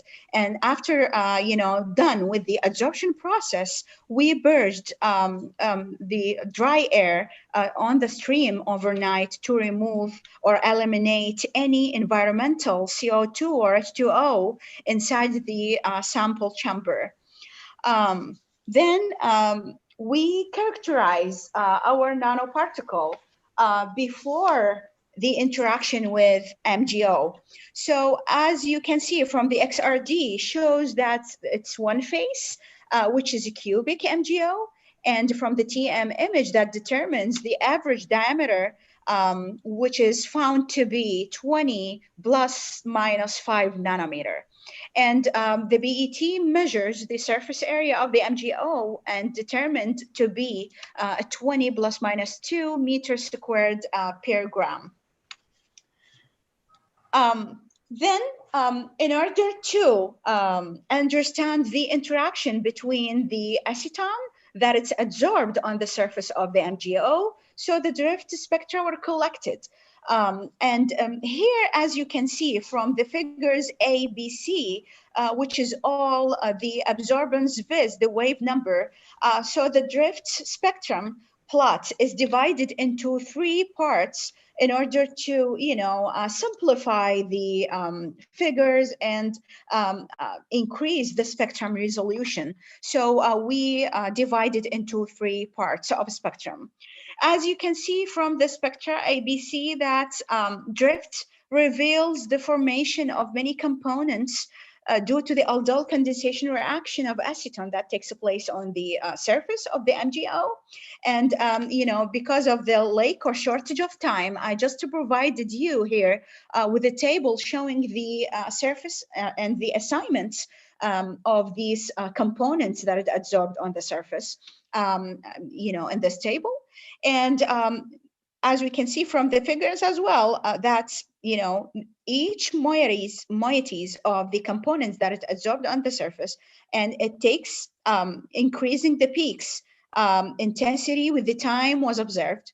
And we find from this work that it's agree well with the finding of our previous published work of acetone interaction with TiO2 nanoparticle, that it says the once the acetone absorbed on the surface of TiO2, the DDA, the diacetyl acetone conformed, and also the dehydration can happened, and we can get the methyl compound.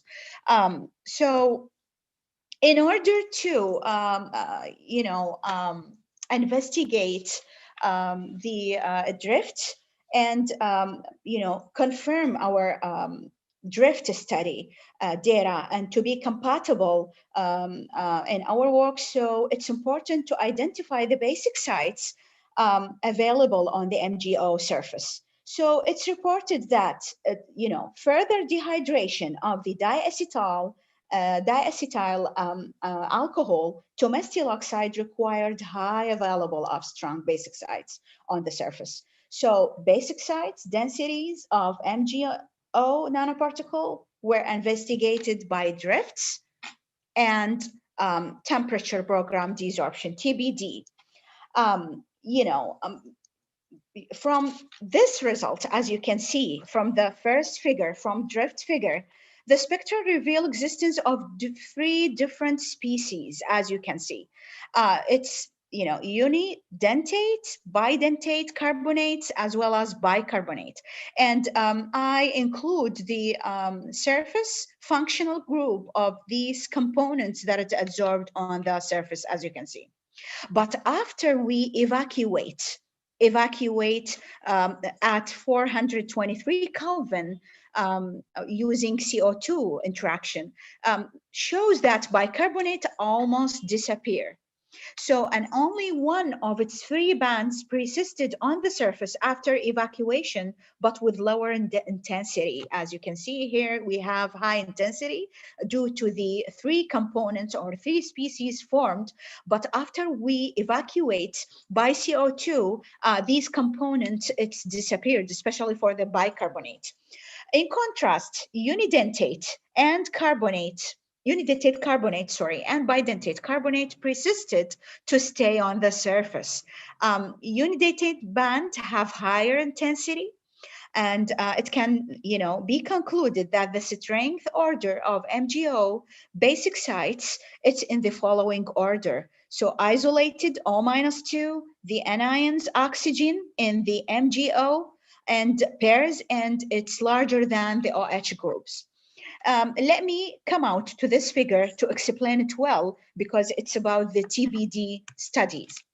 So in TBD studies, we deconvolation the profiles of TBD by fitted into 2-3 bands. So we got the spectra, broad spectra, as you can see, but we, deconvolation this profile. We fitted into 2-3 bands, which is low, medium, and high temperature peaks. From drift studies, as you see in the previous slides, the peaks attribute to the OH group, the MgO pairs, and the O- ions, basic sites. So the TBD shows agree well with the drifts, confirming the predominance of what? Predominant of the medium strength basic sites resulted from the MgO pairs on our MgO sample, which is counted to be 60% of the total density of basic sites. The high strength basic sites, which are responsible for the converting DDA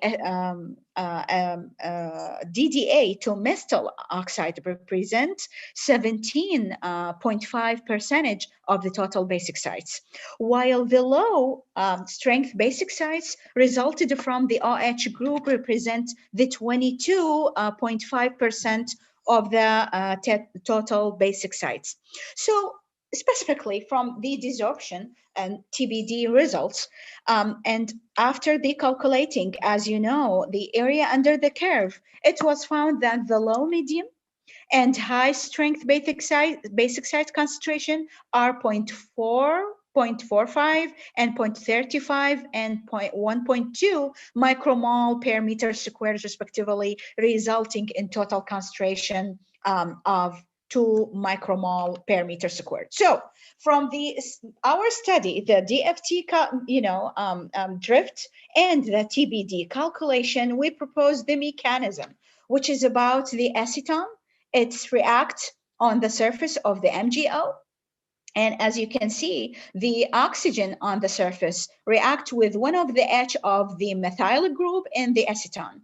And the Mg react with the oxygen of the carbonyl group and it formed the intergeneral reaction. After that, the other molecules or other compounds, sorry, of the acetone, it comes to the enolate and form nucleophilic attack of the carbonyl to form CC bond. And you know, the carbonyl here, the oxygen of the carbonyl group will attack the hydrogen here and make or form a bond, and the CH3 of the enolate will attack in this spot, which form the diacetone alcohol, the products that we expected to obtain.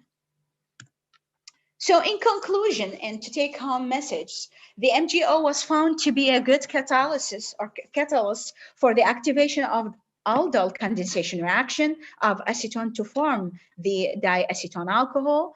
The OH group rule on the MgO surface was found to be suppression agent to further dehydration of DEA to methyl oxide. And this is probably because of the OH group blocks the active sites of the MgO surface.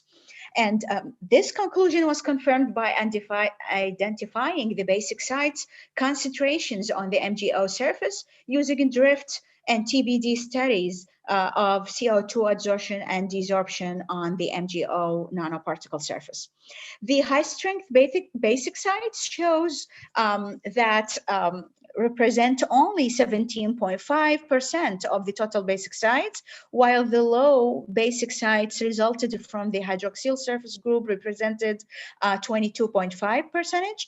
The acetone interaction with MgO produced several components, as I mentioned, in the general reactions, such as formaldehyde, acetate, ethoxide, and other carbonate species, such as bicarbonate, bidentate, and carbonate, and monodentate carbonate. The result of the present work shows essential insight into catalytic reactions resulted from acetone adsorption on MgO surface. So this work is published in Molecular Catalysis, the journal which has CITE score on Scopus, which is 7.5, and on Clarivate 3.5. Thank you for having me here with you, and I'm happy to have and answer any questions. Thanks. Dr. Ola, even though there is missing in your voice and screen in the first part of your presentation, but to be honest, I'm interested with the big topic that you showed here. And congratulations for publishing in very high impact factor in the good journal. For now, please, all of the speaker, stay with us, and I will open the door of Q&A session for audience. If there are any question, please, and Dr. Perifian can assist me. Is there any question from the audience? No, Doctor.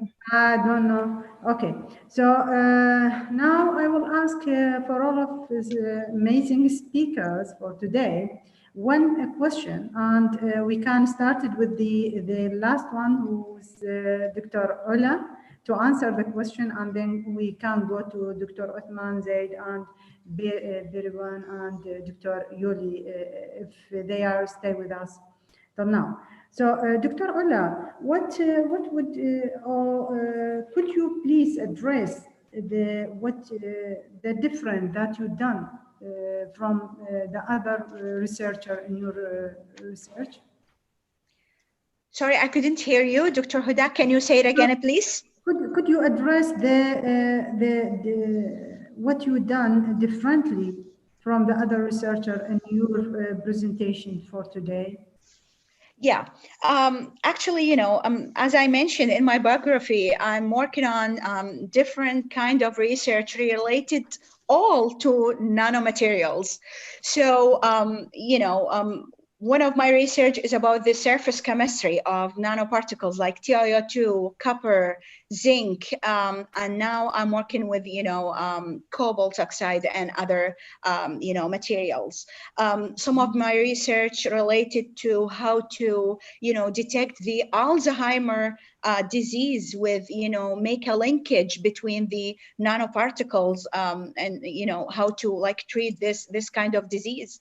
The other part of my work that I'm interested in, but because gathering that data, in Iraq, it's really difficult. So especially, because we undergoes with virus corona. So I just looked at some of the research done recently, but I didn't find any let's say any glance of like using nanoparticles or nanomaterials to rupture the protein, how can I say it? The protein wall, let's say, of the virus corona. So from this, how can I say it? From this conference, I would like to work with others who have any equipment or the times or any idea can help me do this kind of research, and highly research, as I can say, because like in this research that I'm working on, if we find the way to rupture the protein wall of any virus corona, we can do it for any viruses like coming from this family of viruses. So yeah, so as I can say different topics that I'm working on, but the only parts that I'm interested in is the nanomaterials and nanoparticles. Yeah, thank you, Dr. Hada. Yeah, we'll give time for other speaker to yes, answer. Okay, go ahead. Thank you. And from this stage, I wish there is an opportunity you can get it from the other researcher who participate in this amazing conference. Of course, I agree with you. So for Dr. Zaid, the same question, please, can you answer the question? And I will say it again, that could you please address what you have done differently in your topic for today? Dr. Zaid? Yeah, sorry, as I told you, like my project was about using the cerium oxide and to graft the polymer brushes on the surface of cerium oxide to have it like disperse very well in the matrix to synthesize for the future, either like lab suits or gloves or any equipments that could be used for as a radical scavenger to use in nuclear stations, for better safety for the workers over there. Okay. Good luck in the future. And we will go to Dr. Uthman. Dr. Uthman, please answer the question in very brief. Dr. Uthman. دكتور عثمان مو ويانا، دكتورة طالعة يمكن. دكتور بروان. طالع دكتور. دكتور بروان. دكتورة بروين، دكتورة مو بريفان. Parawin, yeah. Dr. Parawin. In very brief, could you, we can't hear you. Please open your mic.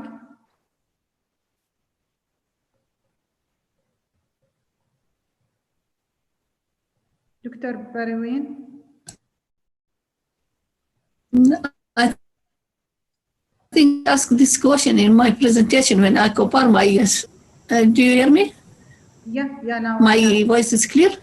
Yeah. Yes. I asked this question in my presentation when I compare my results with the other research.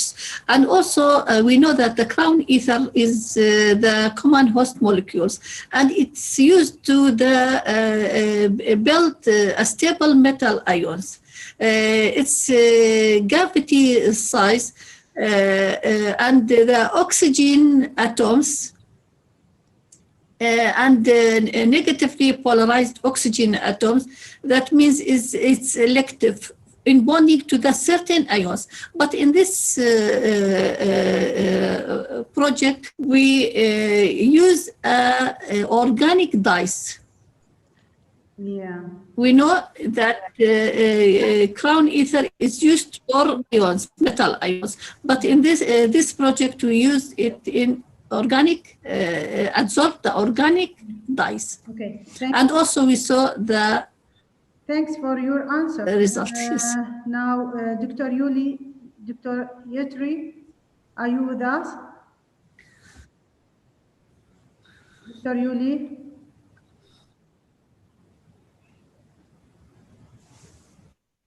Dr. Yuli? I think she's not with us now. So thank you for our speaker for the imperative and interesting conference and speaking. And at the end of this session, I would like to thanks all of the speakers again and the audience for the attending. And I wish you will have a good opportunity in the future to come on for your goals, inshallah. Thank you very much. Thank you for the comment that hold this conference, for the organization, comment for the head of this conference, and of course for the sweetie lady who will stay with me all of this period, Dr. Berivan. Thank you very much and have a good day. Thank you دكتورة. Thank you, Dr. Huda. Thank you all. Thanks. دكتورة بس ممكن دكتورة هدى شوية حركي الشاشة لأن صوتك ما واضحة حتى آخذ الصورة. Okay. For now, we want to take a photo. So stay with us to Dr. Berivan want to take a photo. So I will stay like this. دكتورة ما أعرف يعني ما تطلعين يمي واضحة. دكتورة هدى. I don't know. Maybe the profile. صور لأن اللون أخضر يطلع بالكاميرا يعني. أي دكتورة. عبالك أكو رسمة ما أعرف يعني.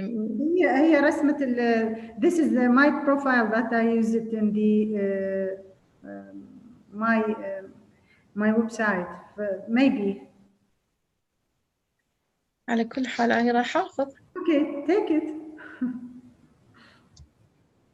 Okay. Thank you so much. Hello. Thank you. Hello. Bye bye. Thank you. Thank you all. Thank you. Bye bye. Bye bye.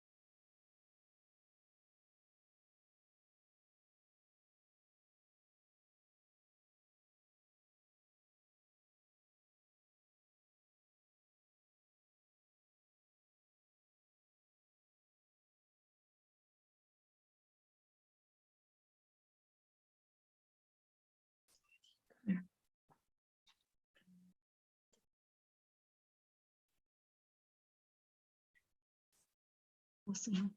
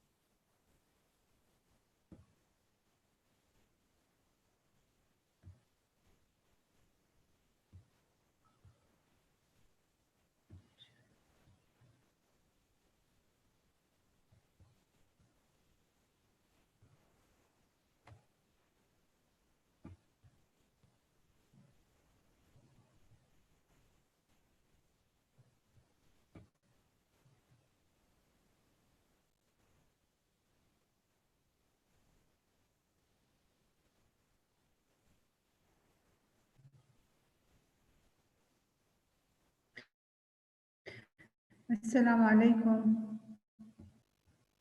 السلام عليكم. وعليكم السلام. وعليكم السلام ورحمة الله وبركاته.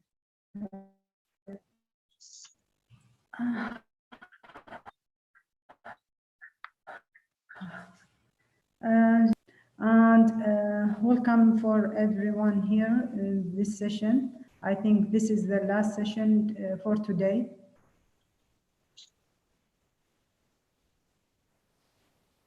Dr. Jalal. Dr. Jalal.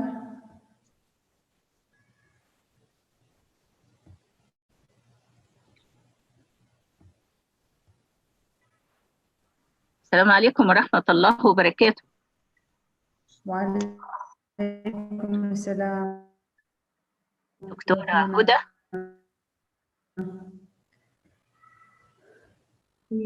Yes.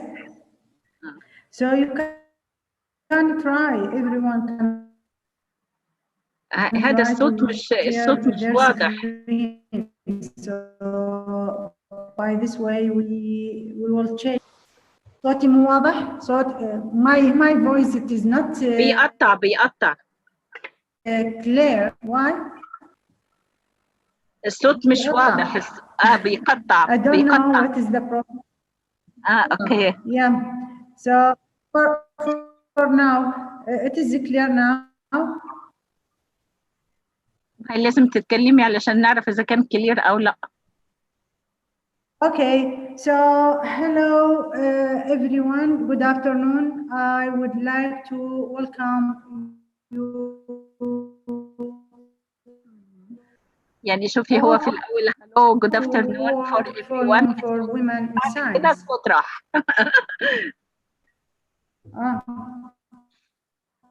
I don't know why. Before 2 hours, I hosting session and it's very clear on my. هو في صدى في الصوت، في صدى. My video, so now I can't. So,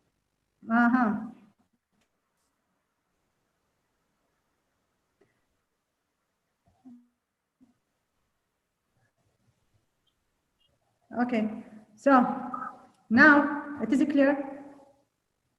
It is clear now. أعتقد. هو بس احنا جروب لوحدينا يعني دول 10 وحاليا احنا لايف ولا اونلاين؟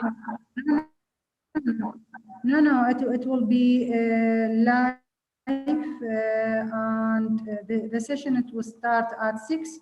So there is 10 minutes before we started. تمام. Yeah. So for now, please, each speaker, can you check your screen?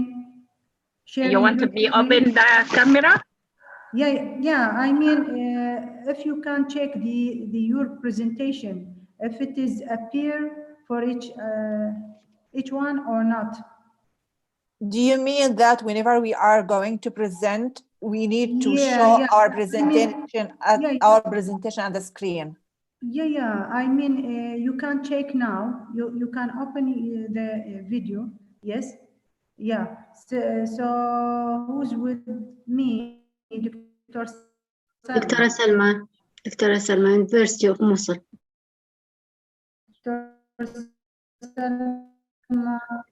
Yeah. The fourth presenter for today. So that's good because I want each of the speaker to check their screen if it is shared or not. If there is any problem, so we can solve it. I see. Maybe the problem in your position or maybe in from the webinar. I don't know. So Dr. Salma, now your screen is very clear. So yeah. It's a screen, but when I try to open. Yeah, my screen is on now. Yeah, that's good. That's good. And Dr. Abdul Bashir, Dr. Zahra, and Dr. Najiba.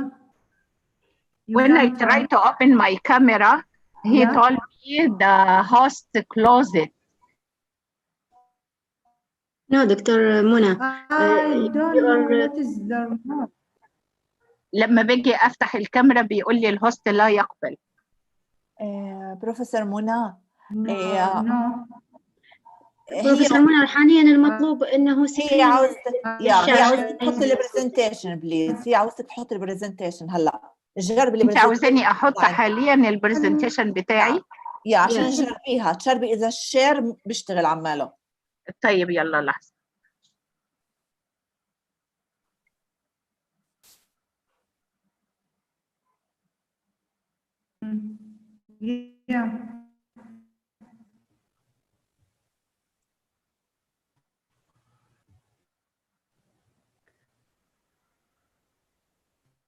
طب انا اوريدي فاتحه الملف اللي انا هعمله شير، بس لما بكبس على اني اعمل شير ما بيقبل. بروف منى why هي coming screen or without board or iPhone iPad like that, not coming my file. So okay, so close the link and open it again. Try to close and open and so by this way you can solve your problem. I don't know. Dr. Jalal, hello. Hello, Dr. Huda, how are you? Yeah, Hi. I'm good. Dr. Jalal, he will be the co-moderator. So maybe if you have any problems, he can solve it because he is in the Kurdistan now, and I'm far away from the conference places. So yeah, so don't hesitate. If you have any problem, please, you can ask here before we started. We have 4 minutes before we started. Okay, so Dr. Muna, now your presentation, I can see your screen. You can see it now? Yeah, I can see. So you can close video, please. And the other presenter can check, for example, Dr. Abdul Bashir and Dr. Najiba. I don't know if she is with us. Dr. Abdul Bashir is not in yet, I think. I don't see it. Yeah. I can see it. Other people, they can just share it. Yeah, Dr. Jalal, by the way, I don't know what is the problem. I try to open my video, but it is not work. I don't know why. I think I will ask the host. So Dr. You know, I think I disabled it. There is a screen. You cannot start your video because the host has stopped it. So this is the problem. Okay, if the speaker is on, he can just speak. So without like starting. Yeah, it's okay. Yeah. So shall we start it now? Yes, I think we are just on time, so we can just start it. So just yeah. Speaker, if it's not to be in the safe. Yeah. Yes, Dr. Jalal. I just said if Abdul Bashir is not in, we can just go to the other overhand. Yeah. We can start it with the second. Yeah. We can start with the second. دكتورة هدى الصوت يتقطع. صوتي ينقطع صح. I believe in her. She's saying that we can start with the second one. Yeah. Okay, so Dr. Huda is leading the meeting, so it's over. Sorry. Up to here.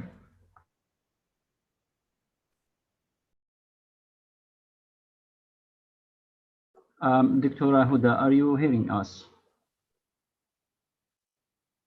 Okay, so I think she has a little problem. Okay. Yeah, now you are okay.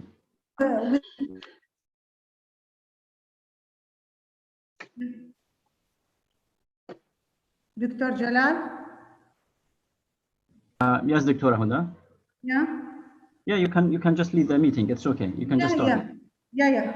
That's what I said before. So, good afternoon. I would like to welcome you all to World Forum for Women in Science. First of all, let me introduce myself. My name is Dr. Huda Al Hassan from Babylon University.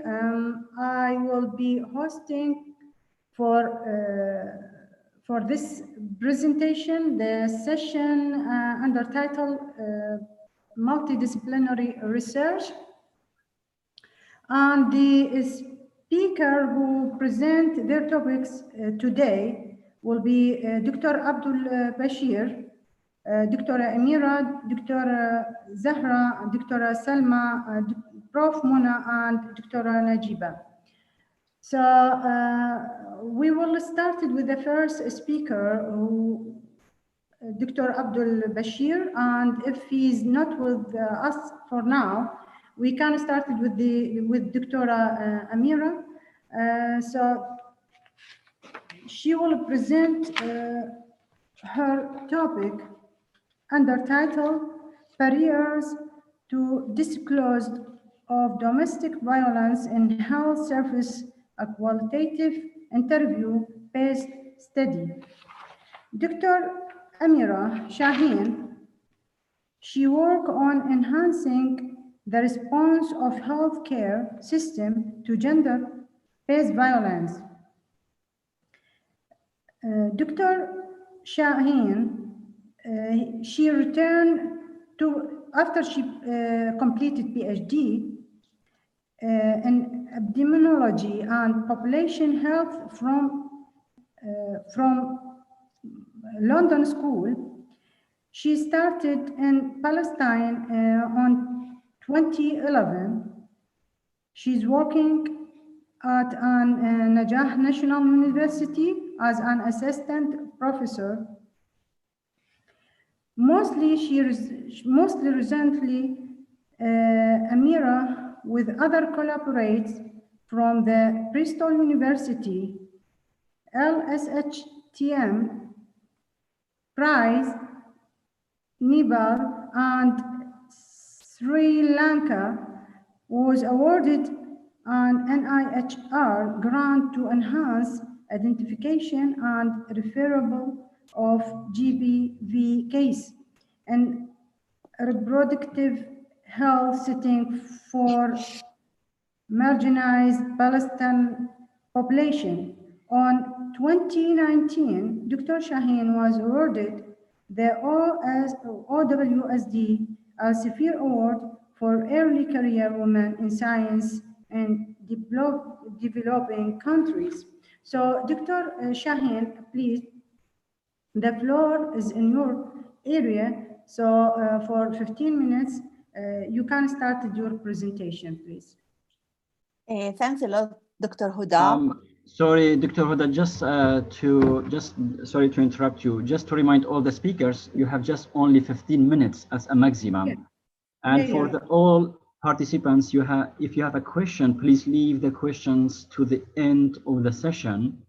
Then you can choose a speaker and then ask your question directly, or you can just write it in the Q&A channel. Thank you very much.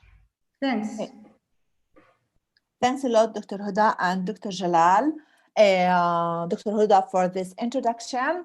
So you might be surprised why I'm presenting this project here or this research here. As far as I know, you know that health is very important for each of us in order to produce work. So it's very important to be healthy in order to have your time in the lab and to produce the work. So that's why this project or this research is coming under the multidisciplinary approach of this important conference. Oh, not one. Okay. So like WHO produced a report that this report indicated that 1 from 3 women in the world, they are exposed to violence. In Palestine, the situation is not different, whereas 37% of women, of ever married Palestinian women, they are exposed at least once to gender-based violence. Actually, we do have a referral system, national referral system, that includes several actors. From these actors is Ministry of Health, who joined the system in 2016, so most recently, 5 years ago. I'm presenting on a work that's part of a larger study called HERA, that stands for Healthcare Response to Abuse and Violence.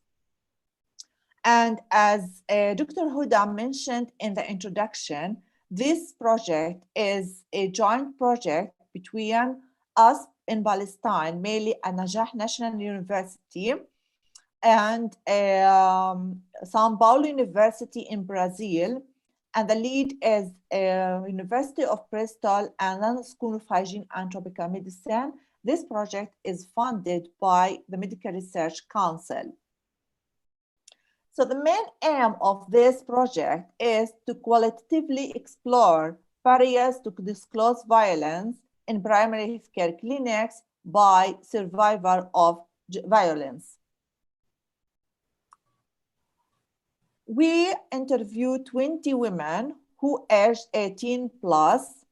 These women were were visiting a local NGO. This is NGOs like legal NGO. They are visiting it in order to seek legal advice.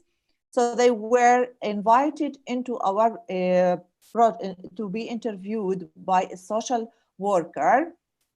We conducted in-depth semi-structured interviews with these 20 women, and all interviews were audio recorded in Arabic, and thereafter transcribed were into English, where it was analyzed thematically.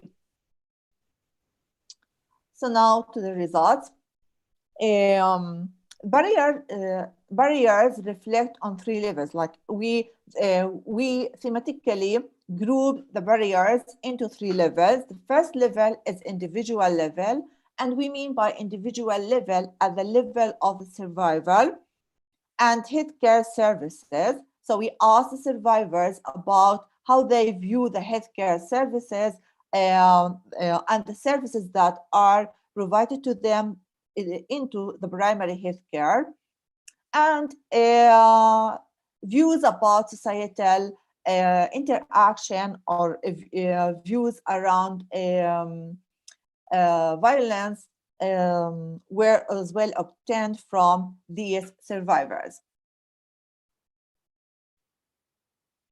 So if we come to individual level, we found our results indicated the following factors as factors that the woman believe they are barriers for them and prohibited them from disclosing violence.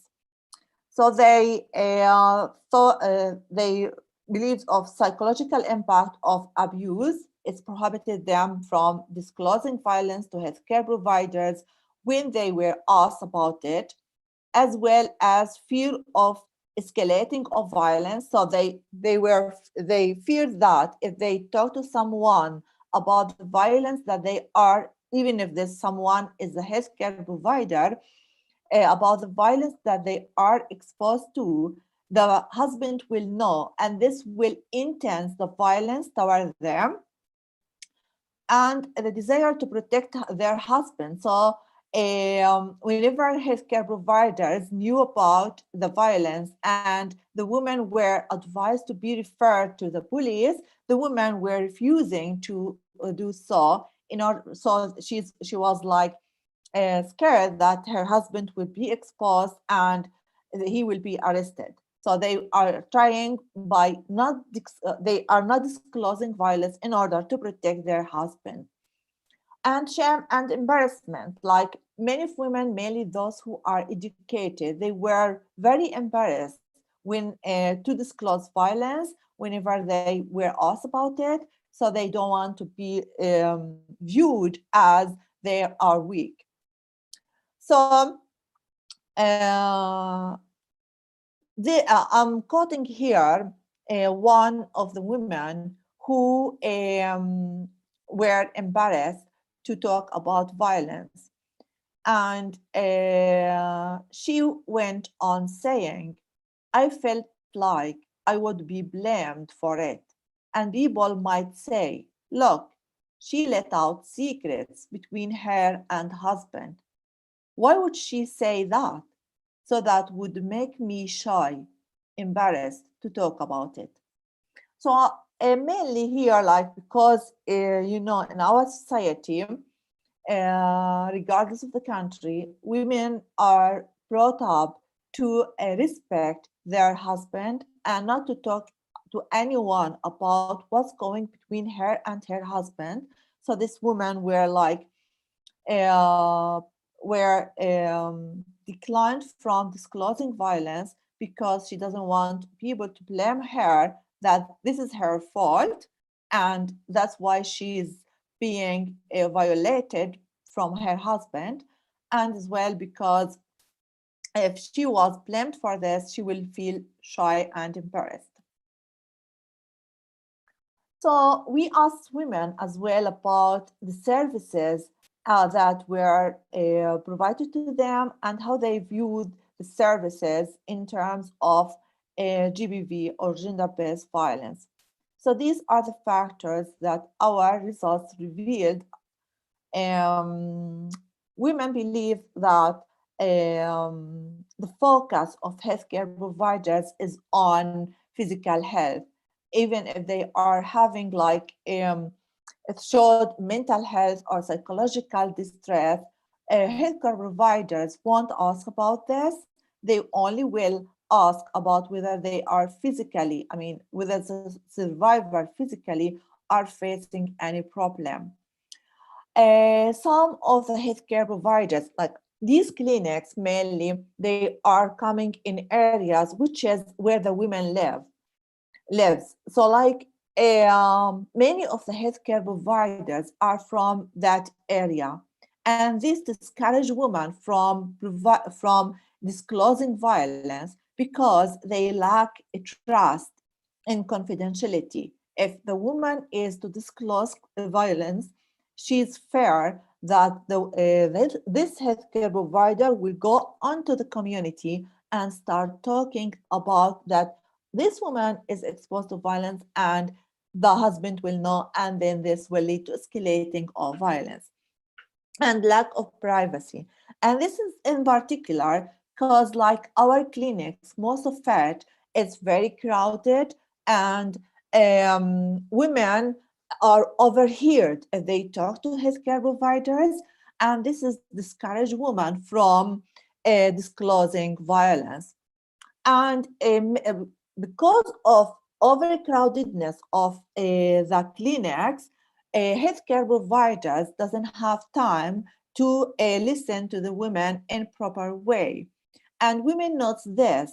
That's why they were discouraged from they declined from disclosing violence, because they know that healthcare providers are overwhelmed and they don't have the time to listen to them.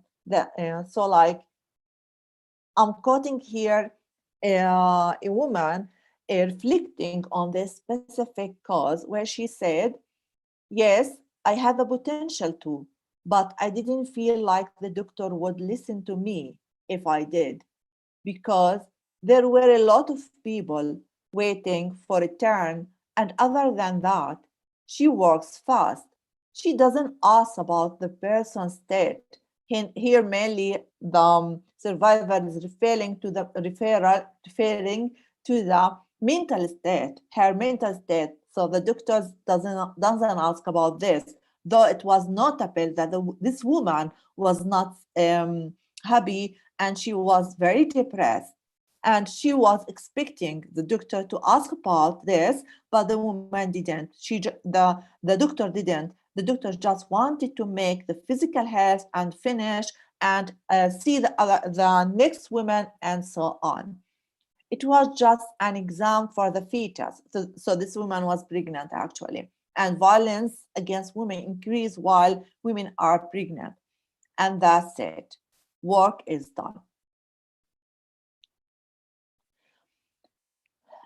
So like these 4 factors were revealed as well as societal factors. So like how the society is viewing violence against women and how this influences the women's ability to disclose violence while in primary health care. So like most cases of violence are seen in the society as normal. So the mother will say, if the women go to disclose violence to her mom, the mom will say, well, I went through the same thing. So this is normal. This is a normal issue to happen between the wife and her husband, or even like other relatives to the husband. And so normalization of violence, fear to lose children. Many women, they wanted to just only leave their perpetrator, but they couldn't because their families were like, okay, if you want to leave your husband, you need to leave the children to him. We are not responsible about growing up his children. So this will discourage women from like disclosing violence and from leaving the husband so as not to lose their children. And being abandoned by society. And this is in particular, we heard it from women who were scared from getting divorced because they believe that the society will look at them as like a low person, as like not respectful women because they are divorced now. So they were like, they didn't want to be abandoned by the society, so they choose to live and continue living with their perpetrator. And stigma, again, because they will like pointed at, society will be pointed at them because they just disclose the violence to other, like who are not, to healthcare providers. And this should be not the case because they need to respect the relationship between her and her husband and not to let talk anything going on in this relationship to a foreigner, which is in this case the healthcare providers. So I'm quoting here a woman who's fearing to lose her children, and she's telling us that she doesn't want to leave her perpetrator because of her family. If I divorce, don't want me to keep his children, and I don't want to lose my daughters. If I lose the children, I will suffer. So if we look at implication, and I need to remind you all that worldwide gender-based violence during pandemic was increased, and all reports from all over the world, not just only like in the East Mediterranean region, but all over the world, showed that the pandemic effect on GBV led to increase of GBV. عبرت ربع ساعة مالتها. Sorry, is it like 15 minutes? Did I finish it? Yes, I just said in the beginning, yes, you have just only 15 minutes. Okay, so you can just go to the most important thing and then finish. Okay, okay, I'll do over it. to Dr. Huda. Okay, thanks. So like the most important thing that these interviews would help us to train healthcare providers how to ask sensitively about gender-based violence in a private setting rather than exposing the woman. And it's very important as well to remind healthcare providers that they need to reassure survivor that her talk with him or her will be confidential and no one else will know about this talk unless the woman permits this. And as well, it's very important to pay the attention of healthcare providers to the different types of violence, and not just only the physical violence, but most common violence actually is like psychological violence. And as well, in terms of Palestine, it's very important to clarify the rules of healthcare providers in terms of the national referral system and what's the role of healthcare providers within this national referral system that contain many actors in it. So, thank you for listening.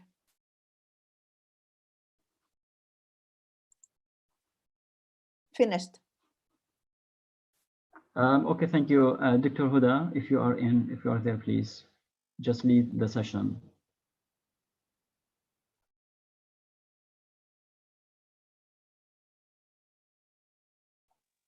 Dr. Huda.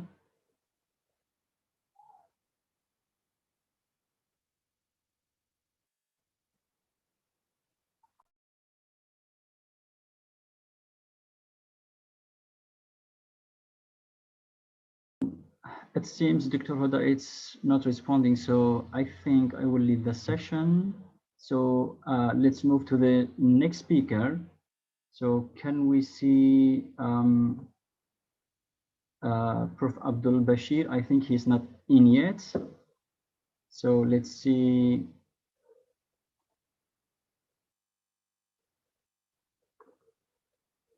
Dr. Salma? نعم السلام عليكم. وعليكم السلام دكتور سلمى. اعتذر قبل قليل كان الكهرباء مطفي وهسه رجع يعني فخرجت ودخلت فظهر من عندنا أصوات من البيت. سوري جدا. If you are ready, just please go and start your presentation, please. Yeah. Okay. السلام عليكم. وعليكم. Everybody. My research. Can you share your slides, please? نعم. Just share your slides.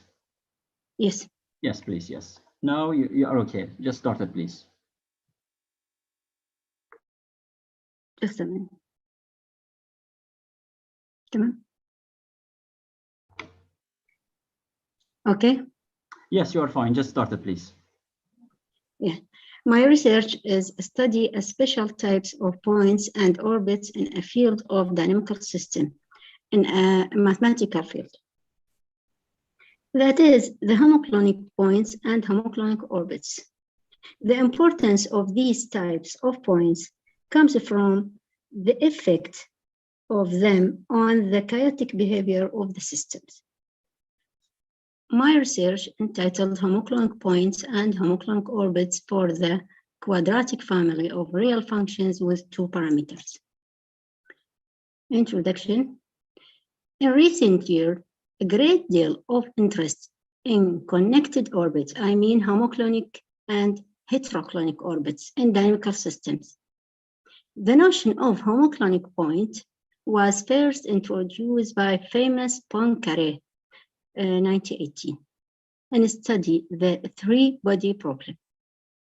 The concept of homoclonic orbits and heteroclonic connections plays a central role in dynamical system, especially in kinetic sets.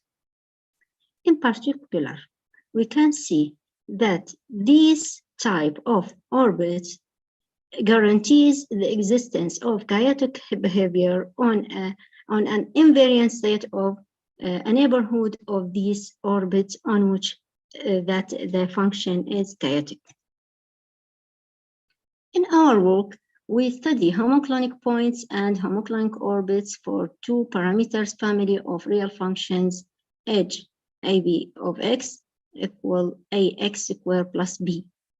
and A does not equal 0. The basic definition of as is the homoclonic points.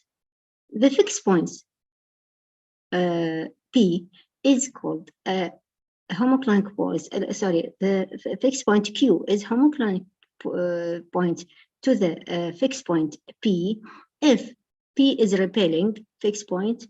That is, if a prime of P is greater than 1 on an compact interval in R, and Q is called homoclonic to this point if Q is a point in the set of local unstable set of P, and there exists an integer such that the forward orbit of Q is equal P. Figure 1 shows the homoclonic point, the forward and the backward of the homoclonic point 1.5. The solid lines shows the forward orbit, and the dashed lines shows the backward orbit of this point. Also, in this function x minus 6, the homoclonic point is minus square root of 3. Also, the solid lines shows the forward orbit, and the dashed lines show the backward orbits. We study the fixed points of this family, and we calculate them. In fact, P1 and P2 are the fixed points of this families, and the nature of these points illustrated in the following figure. We can see P1 is repelling whenever B is equal or less than 1 over 4A, and the P2 is repelling whenever B is equal or less than minus 3 over 4B. Unstable set of P1 and stable and local unstable set of P1, we are studying them. We find the local unstable set of P1 is equal the open interval 1 over 2 infinity, and the unstable set of P1 is 1 over P minus P1, 1 over N minus P1 infinity. In section 5, we study homoclonic points and homoclonic orbits of the function edge for the repelling fixed point P1. We show that edge has homoclonic points and orbits whenever B is less than or equal minus 2 over A, and has no homoclonic orbits otherwise. In the last section of this section, we give the tree of the homoclonic points, and in the end of this section also, we calculate these three for certain values of A and B. We showed in other work that the dynamics of our models includes homoclonic bifurcation, which leads to chaotic behavior. This is the importance of our family. This is the tree of homoclonic orbit in general for edge AB, and this tree of our family when A equal 1 and B equal minus 2. The blue spaces shows the point of local unstable set, and the pink one shows the other point. Finally, we introduce some future works on these type of points, particularly the sunspots phenomenon. The concept of sunspots phenomenon is well known in astronomy, but this term is also used in economic. Here, I mean in economic, The term sunspots refer to an uncertainty or extrinsic of random variable. We hope to exploit our studies on the applied issue, i.e., give a mathematical model to describe this phenomenon. We expect that the dynamics may have subcritical Hopf bifurcation. In our construction, we will benefit from the jobs of Nishimura, and Chicago, who have treated the case of supercritical Hopf bifurcation. Thank you so much.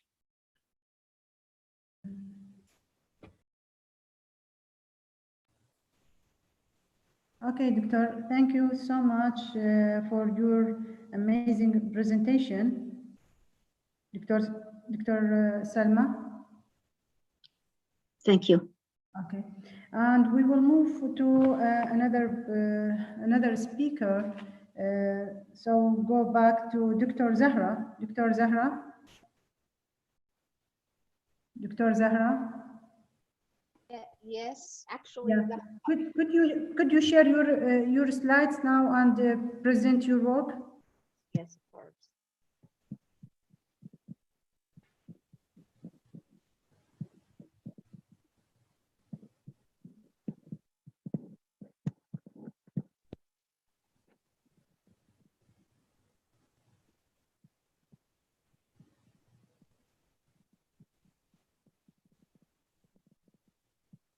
Hello, Dr. Zahra. I'm trying to sharing. Yes, I'm sharing one screen. Share it. Okay. Okay, thanks. First, I would like to express my deepest thanks and appreciation to the whole organizer of the Women in Science Without Borders entities, which is synchronizing with the Women's Day, Happy Women's Day for all women in the world. And Dr. Zahra, sorry about to interrupt you. Could you please loud your voice? yes, of course. Yes, thanks.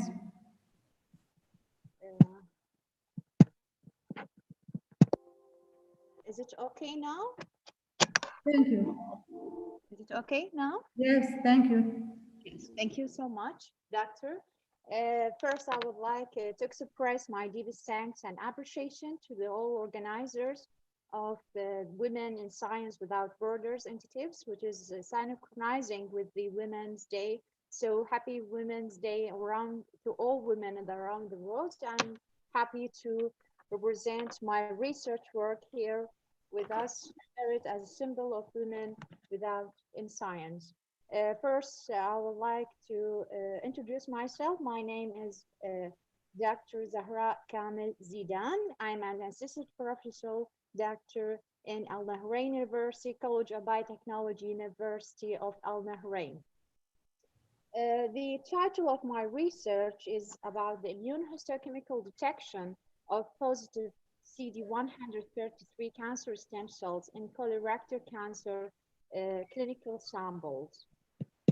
As introduction, I want to share the aim of my study, which is aimed for investigating the use of immunohistochemistry analysis for detection of cancer stem cell using CD133 as the surface markers for these cells in the clinical samples from Iraqi patients with colorectal cancer patients. The detection of these cells would be helping in the tumor mass, would help in the targeting therapy of these cells, especially in the case of colorectal cancer resistance against the therapy.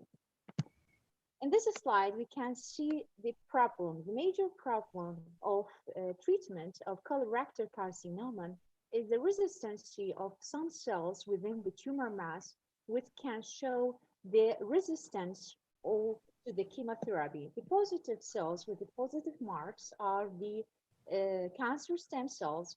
As we know, there are two types of cancer cells. There are normal cancer cells, the usual type of cancer cells, and there are cancer stem cells and cancer at the same time.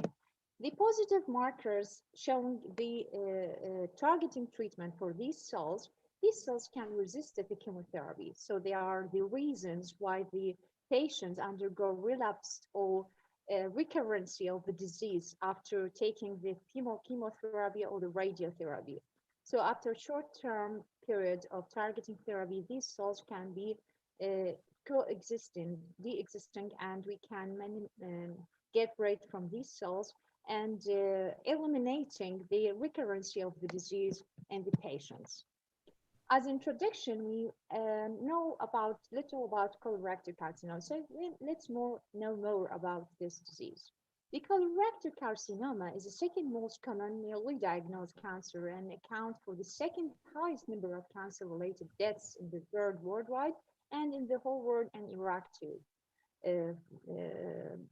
For increasing, this is having an increasing importance in Asia.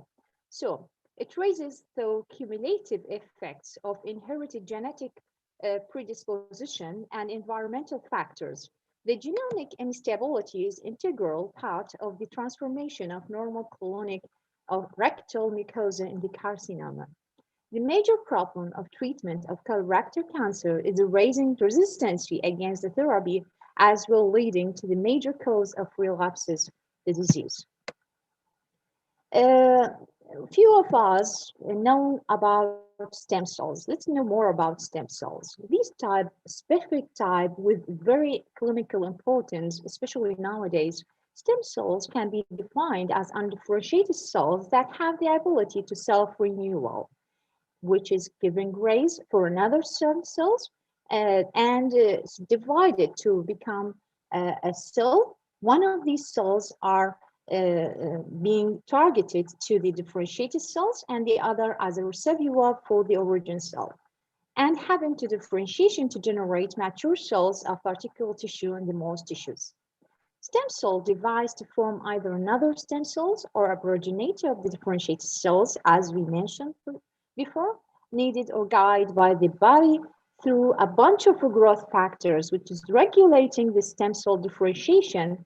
But if anything wrong, which is actually the reason why I'm using this type of why I do my research, anything wrong during the division of the stem cells, at the molecular level, of course, through stem cell division, divided stem cells can be guided through different pathways to form cancer stem cells, which is the major problem here.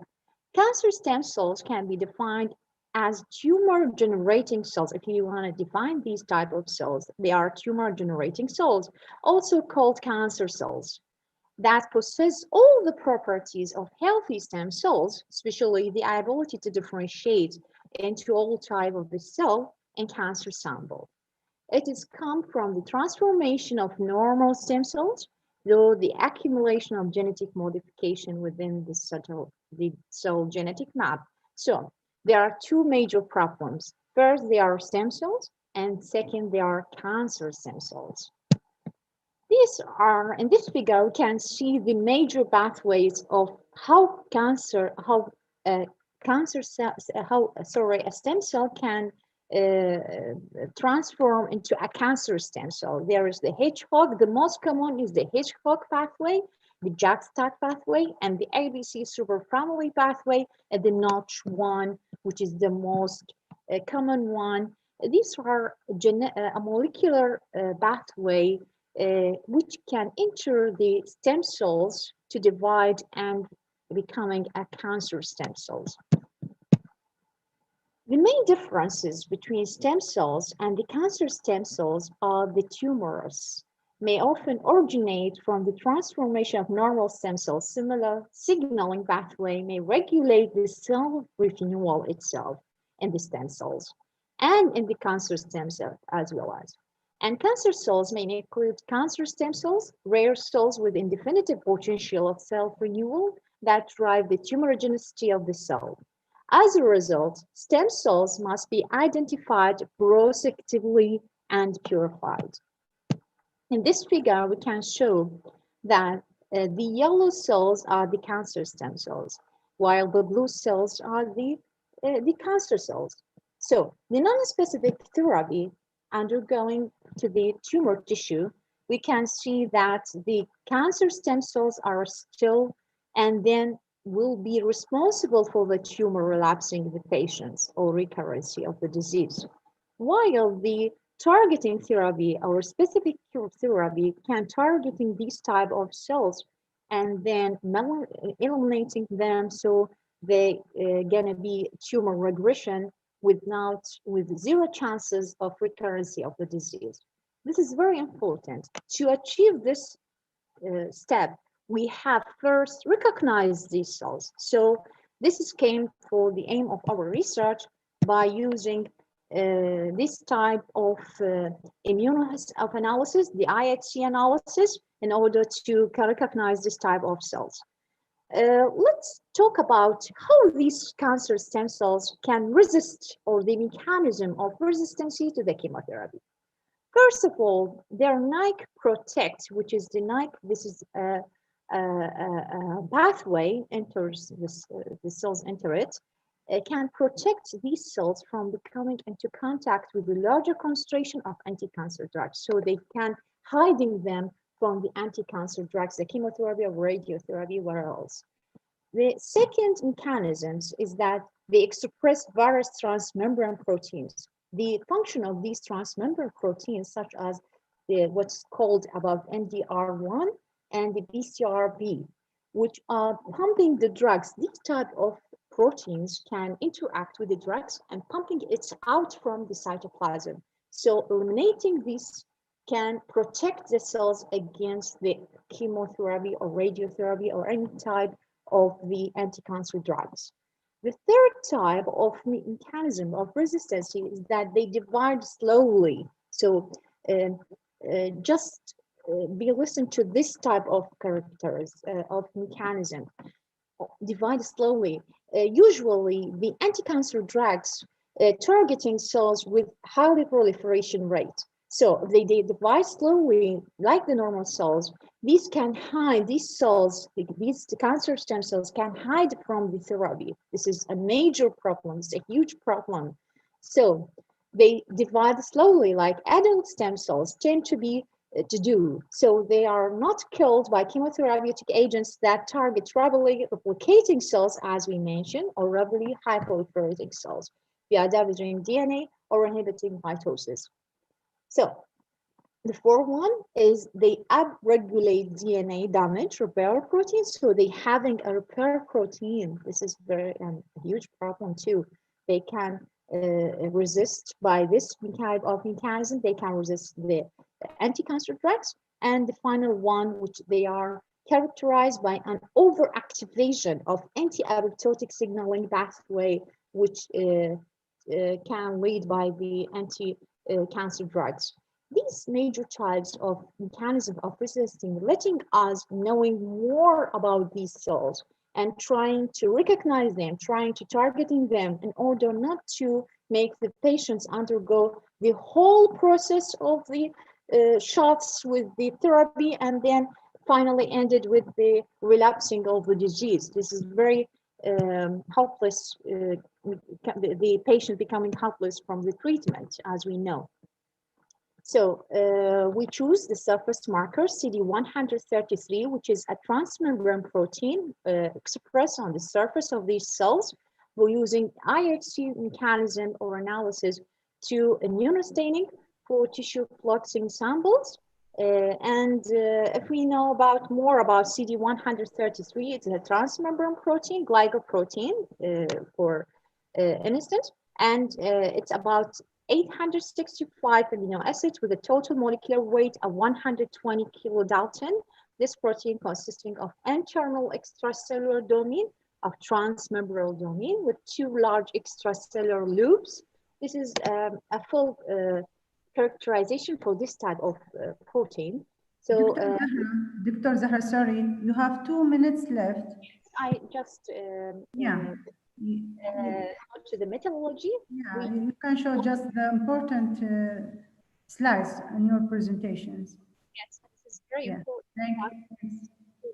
but each part is very important to give the whole idea or the complete sense to the audience. So the sample and then the paraffin embedded were the histologically sectioned, and we use the IHC mechanisms.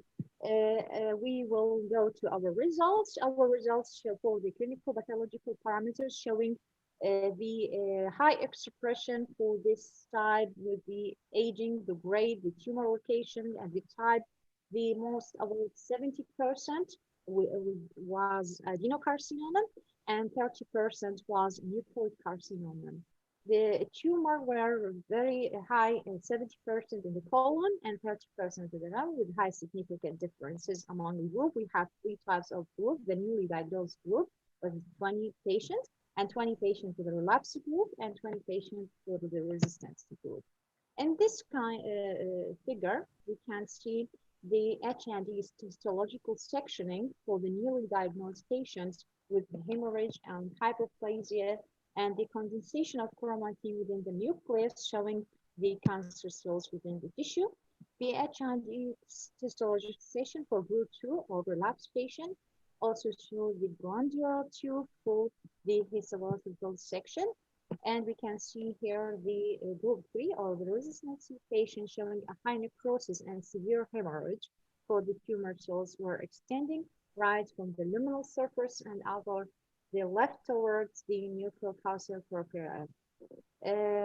In this slide, I just summarized this. We have a huge number of the pictures. I will summarize with these 2 pictures. We can see the high expression of CD133 showing the IHC staining. Here we can see these cells are completely stained with the Gabi stain, meaning they are positive for the CD133, and the negative ones, which are the staining with the counter stain, hematoxylin stain. And this will be very important. This is my final picture. We can see the all type of the cells are positive for CD133. This is for a relapse patient. That way they are undergoing relapsing. So we use this technique for diagnosis of this type of the cells in order to helping in the targeting therapy. Thank you so much for your listening, and I'm sorry for exceeding my limitation time. I'm very sorry for that. I didn't see the time. So thank you so much. Thank you for Dr. Zahra. Thank you for your informative and interesting talk. And just to remind, if any of the attending people who would like more information about their presentation for this session and biography for the speaker, so you can access our website at http://wbud.ac. For the next the next speaker will be Prof. Muna Turkey. So Dr. Muna. Yes, speaking. Yeah. So the floor is in your area. So please share your slide and introduce your title, topic, and some important points in your subject. Okay, sure. أنا بكون أستاذ دكتور منى كامل تركي، أستاذ القانون الدولي العام. Could you please I will do but please wait. أستاذ القانون الدولي العام الزائر بجامعة الحسن الأول وبجامعات دولة الإمارات. بكون عضو اتحاد الجامعات الدولي، مساعد رئيس اتحاد الأكاديميين العرب لشؤون القانون الدولي، المستشار القانوني لأكاديمية خبراء التنمية، ممثل الهيئة الدولية لعلماء التنمية البشرية. بنشارك اليوم بالورقة اللي بنعرضها لكم حالا، اللي هي بتتكلم لحظة.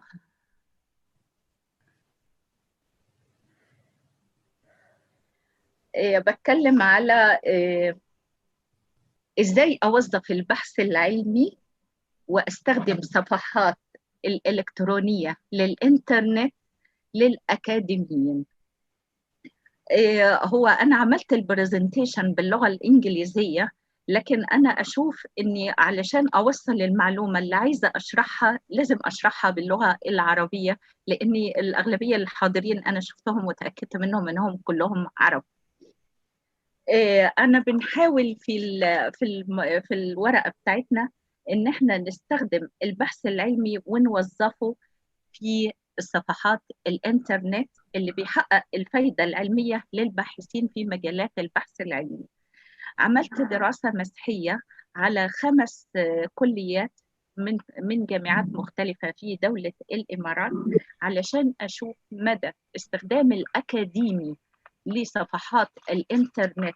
هل هو قادر عنده المهارة البحثية لتحديد المصادر اللي يقدر يحصل بيها الفايدة العلمية بتاعته. حضرتك أدي الانترودكشن بتاعتنا علشان نسلط الضوء على الصفحات الإلكترونية اللي هي على الإنترنت لما تحتويه من معلومات فائقة من كافة المعلومات، سواء كانت المعلومات الصحية أو القانونية أو الاجتماعية أو أي معلومات أخرى تقدر نفيد بيها الباحث العلمي. هل الباحث العلمي ده لما حبينا نعرض المشكلة بتاعتنا حبينا نعمل إن الصفحات الإلكترونية اللي هي الويب سايت بتحتوي على كتير من المعلومات. المعلومات ده هيك يقدر يستفيد منها الباحث العلمي أو الباحث الأكاديمي، إن هو يكون قواعد بيانات أو ينظم معلومات تساعده في المشكلة البحثية اللي هو بيناقشها، أو إن هي تفيده في إن هو يحصل على نتائج معرفية يقدر يبرمجها أو يطبقها في الحالة الدراسية اللي هو بيشتغل عليها. ومدى الكفاءة بتاعته هو كباحث أكاديمي إن هو يستخدم الإنترنت والصفحات اللي موجودة على الويب سايت. حاولنا نطرح بعض الأسئلة دي اللي هي قدرة السؤال الأول اللي هو قدرة الباحث على استخدامه وتوظيفه لصفحات الإنترنت. إزاي يقدر إن هو إزاي يقدر يستخدم شبكة المعلومات الدولية في البحث العلمي. إيه هي أفضل الطرق اللي ممكن يستخدمها أو الطرق الصحيحة اللي توفر له المعلومة لخدمة البحث العلمي. مدى الثقة اللي ممكن نحصلها من مصادر المعلومات اللي موجودة على الإنترنت. إيه هي الطرق اللي المفروض يستخدمها الباحث في كمصادر يمكن الرجوع إليها، مع ملاحظة إن الباحث الأكاديمي هو بيعرف كويس جدا يستخدم الإنترنت، لكن كيف يمكن له أن يوظف استخدامه. لما حبينا نعمل طريقة إجراء البحث، إحنا اخترنا مجموعة من الباحثين على مختلف مستوياتهم الأكاديمية وعلى مختلف الكليات اللي بيشتغلوا فيها علشان نطبق الدراسة المسحية بتاعتنا. افترضنا إن هو مفيش فروق فردية، لا توجد فروق فردية بين استخدامهم في طريقة استخدامهم لصفحات الإنترنت، إنه لا يوجد مقدار محدد لاستخدام صفحات الإنترنت في البحث العلمي. إن هو أهمية استخدامه، هل هو بيستخدم الإنترنت أو صفحات الإلكترونية في البحث العلمي بالفعل؟ هل بيستفيد الباحث الأكاديمي من استخدام صفحات الإنترنت أو بيستخدمه في أي موضوع؟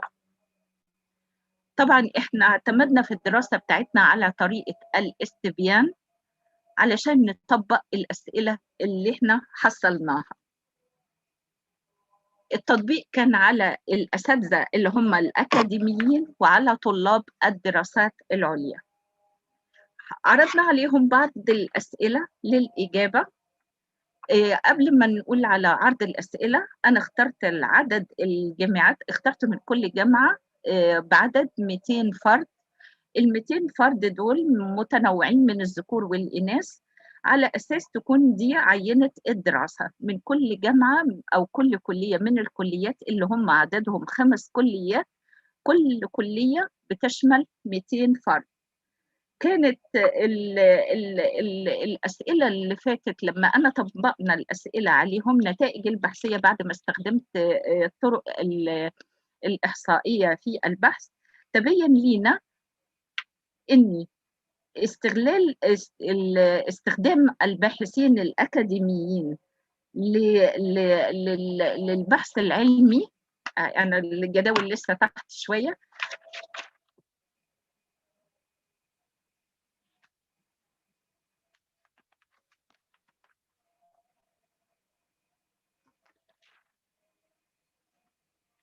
كانت النسب الاستخدام زي ما احنا شايفين معانا، ان الباحث اللي بيستخدم مع طبيعة المشكلة حوالي بنسبة 14% كمتوسط. ان الباحث اللي بيستخدم أدلة بحثية بيستخدم حوالي 15%. اللي بيوثق مراجع علمية إلكترونية كانت بنسبة 21%. اللي بيستخدم محركات البحث المتعددة كانت بنسبة 7%. اللي بيستخدم، اللي ما بيقدرش يستخدم أو الصفحات اللي هي صفحات كتيرة لكنه لم يستطيع الوصول إليها، كانت عددهم 19%. لما حاولنا نشوف مدى الاستخدام بتاع كل باحث، طبعا ده اللي أنا حكيته في الأول، لما حبينا نشوف مدى استخدامهم في الصفحات للإنترنت بكافة الطرق التي يمكن الوصول إليها بجميع البرامج بجميع الاستخدامات، كانت استخدام الباحثين بطريقة يومية بيستخدموا حوالي 57% من الإنترنت. اللي بيستخدموه أسبوعيا حوالي 29.8، واللي بيستخدموه شهريا 6%، واللي ما بيستخدموش مطلقا تقريبا 5%. هو تبين من هذا الجدول إن حتى اللي بيستخدم الاستخدام اليومي النسبة 57% مش بيستخدم صفحات الإنترنت في البحث العلمي، ولكن بروف منى، سوري بروف الاجتماعي، نعم، والبحث عن البريد الإلكتروني. بروف منى، سوري دكتور منى. Yes, ma'am. Interrupt. Dr. Muna? Yes. Yeah. Could you please present your topic in English, because this conference is international, so there is a lot of attending who will we will try again, start again. Yeah. So please change it. Could you talk in English? Continue in English. Dr. Huda, I'm sorry. Don't have enough time, so please continue in English. Dr. Huda, just continue from by English language. Just started from here, not from the beginning, please. From the result, yeah. Yes, thank you. Yeah, thank you. Okay. I will say a small word before coming for result.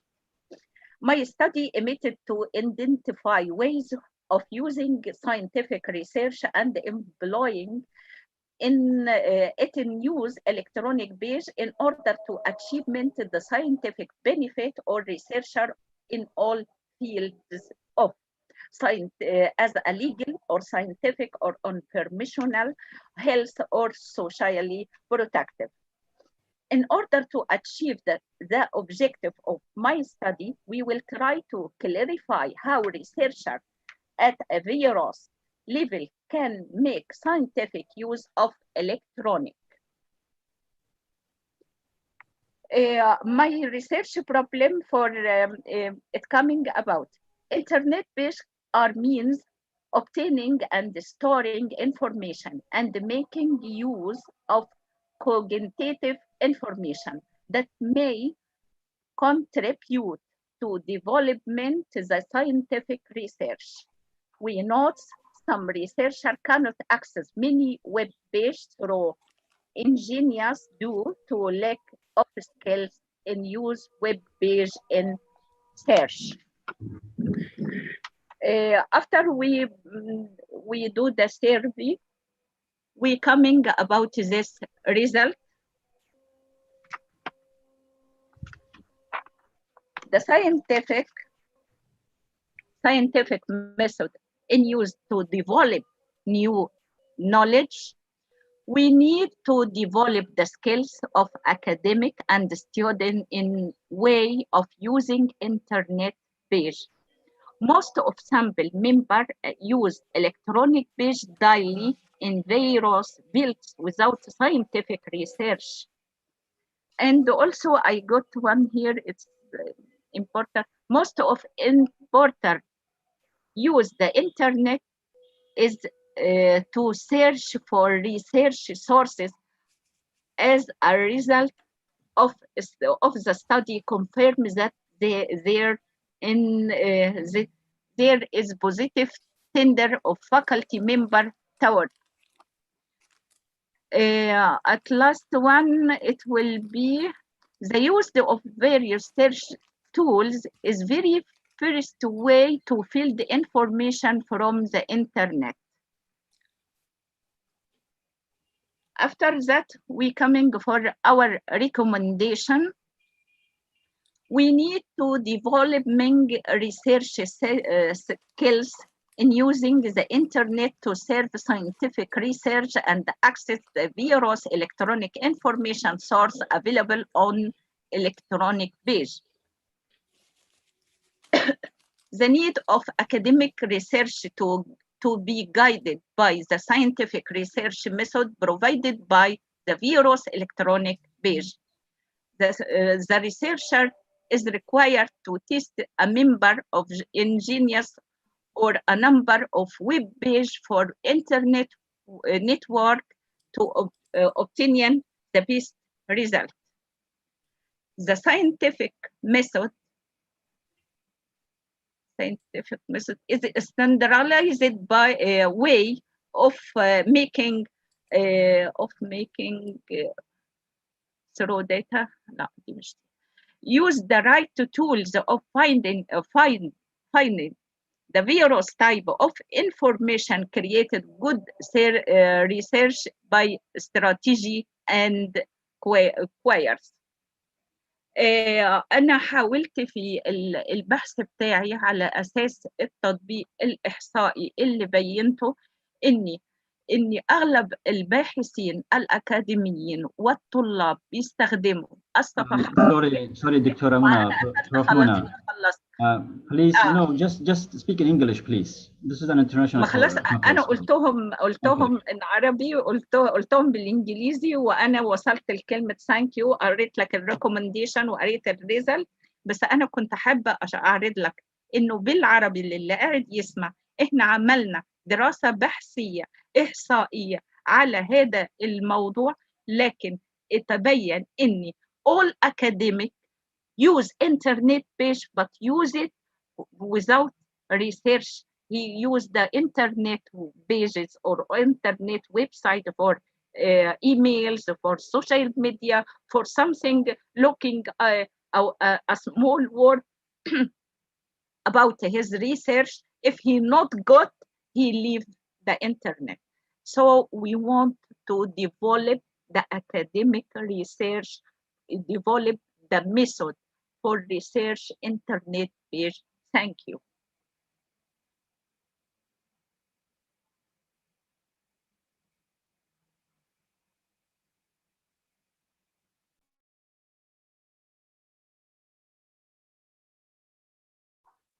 Dr. Huda, it's over to you, please. Just move on to the next speaker. Dr. Huda.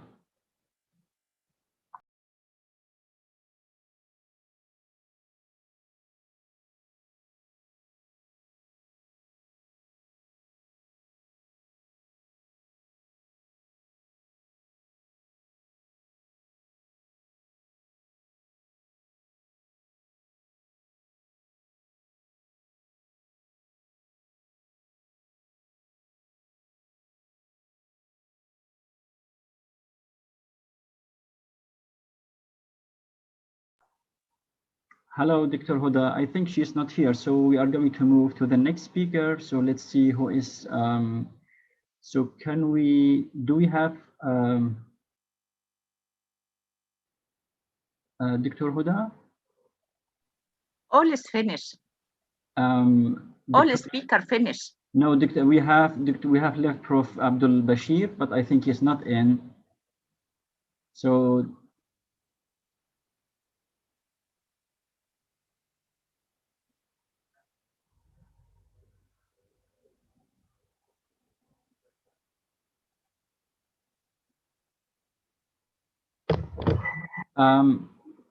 Dr. Huda.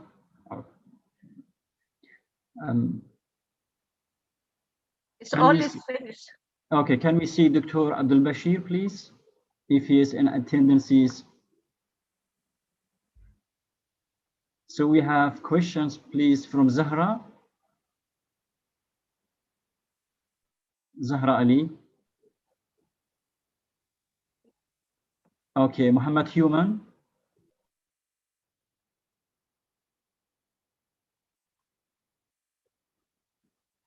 Mr. Muhammad Human, if you can just unmute yourself and ask your question, because I see you've raised your hand, please.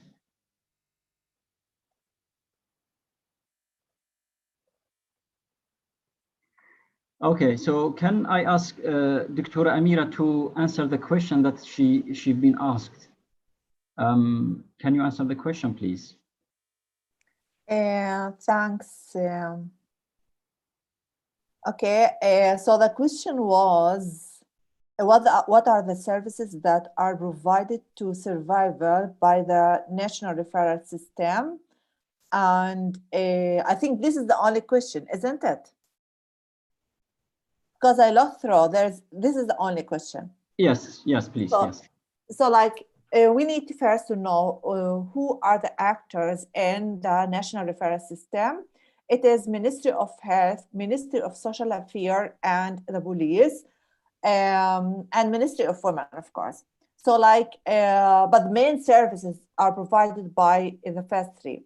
So if the woman, because our work is with primary health care, if the woman is seen as in primary health care, she will be assessed mainly physically, and they will treat any physical injury. She will be asked whether she's happy to be referred to any of police or Ministry of Social Affairs. If she chooses to go to the police will ask her certain questions. We do have like this unit. It's called the Family Protection Unit. So they will ask her certain questions to assess her status if she to return home, whether she's like in high danger. So if she's in high danger, they need to refer her after writing a report to be used in the court to the Ministry of Social Affairs.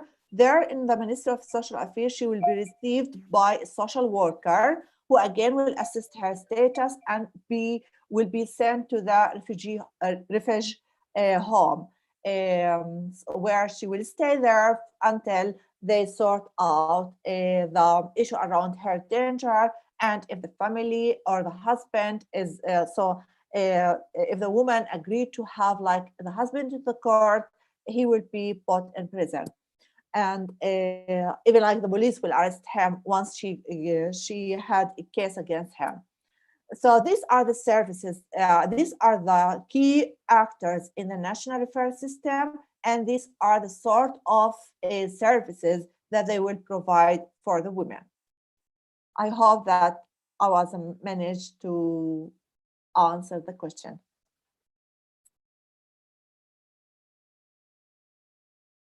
Dr. Jalal? Dr. Jalal? Hi, Dr. Amira. I'm here, but I'm just talking to Dr. Huda to check if she has a problem with the internet connection. Okay. She will be back, yes. Thank you very much for the answers, please. Thank you.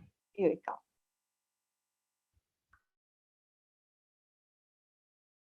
Oh, there's another question. Okay. It's from Ridet Citato.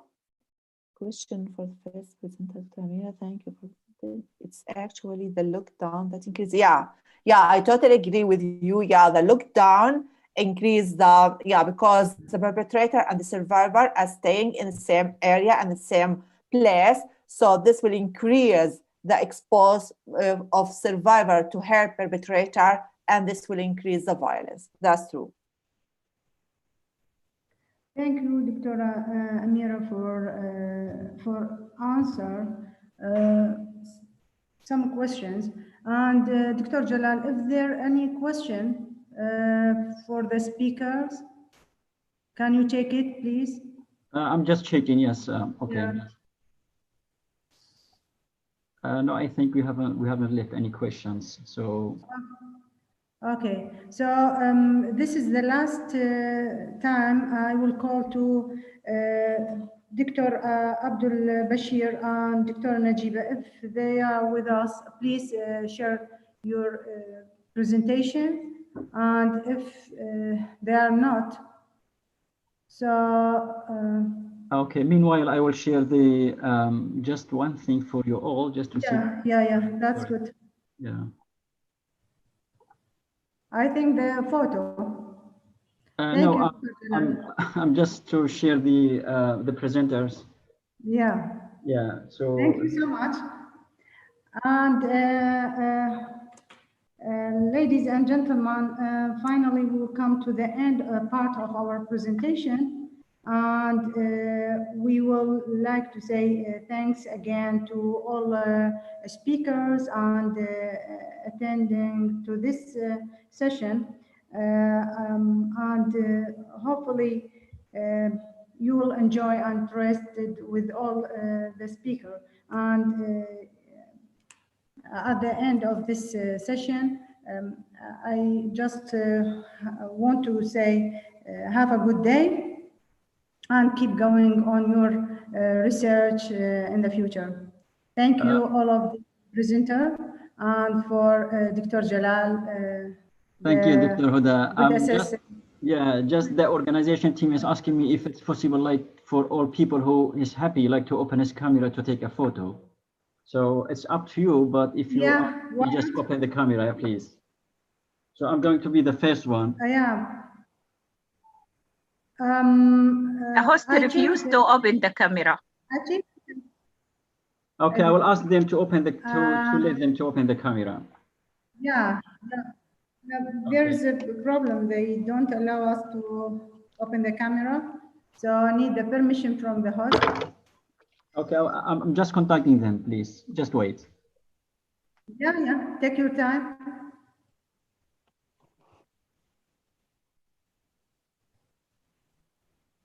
He still cannot.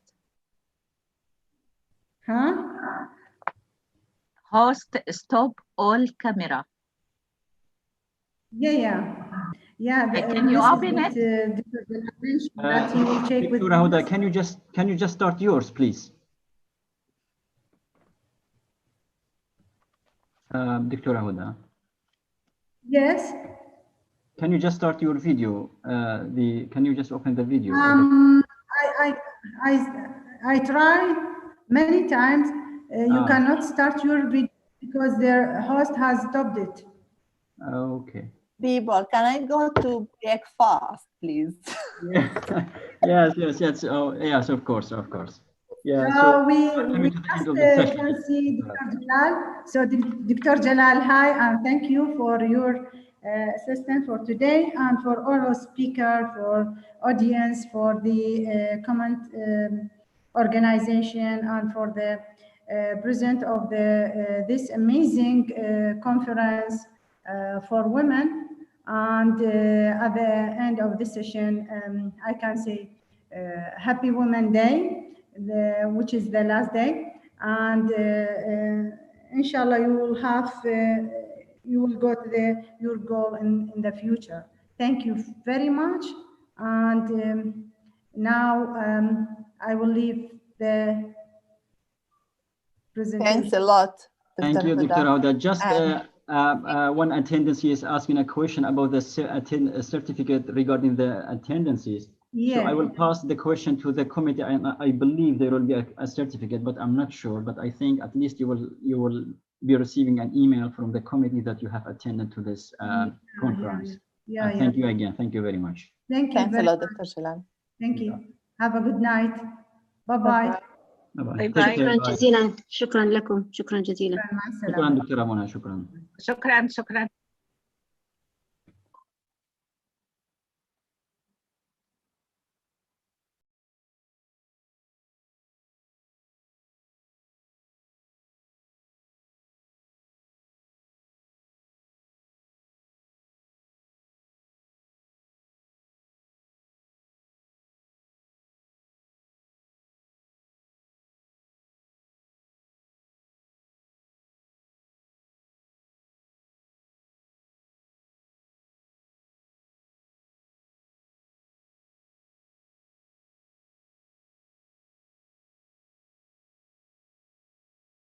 Dr. Shaheen, are you in, please?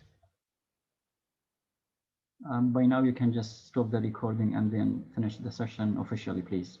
Thank you.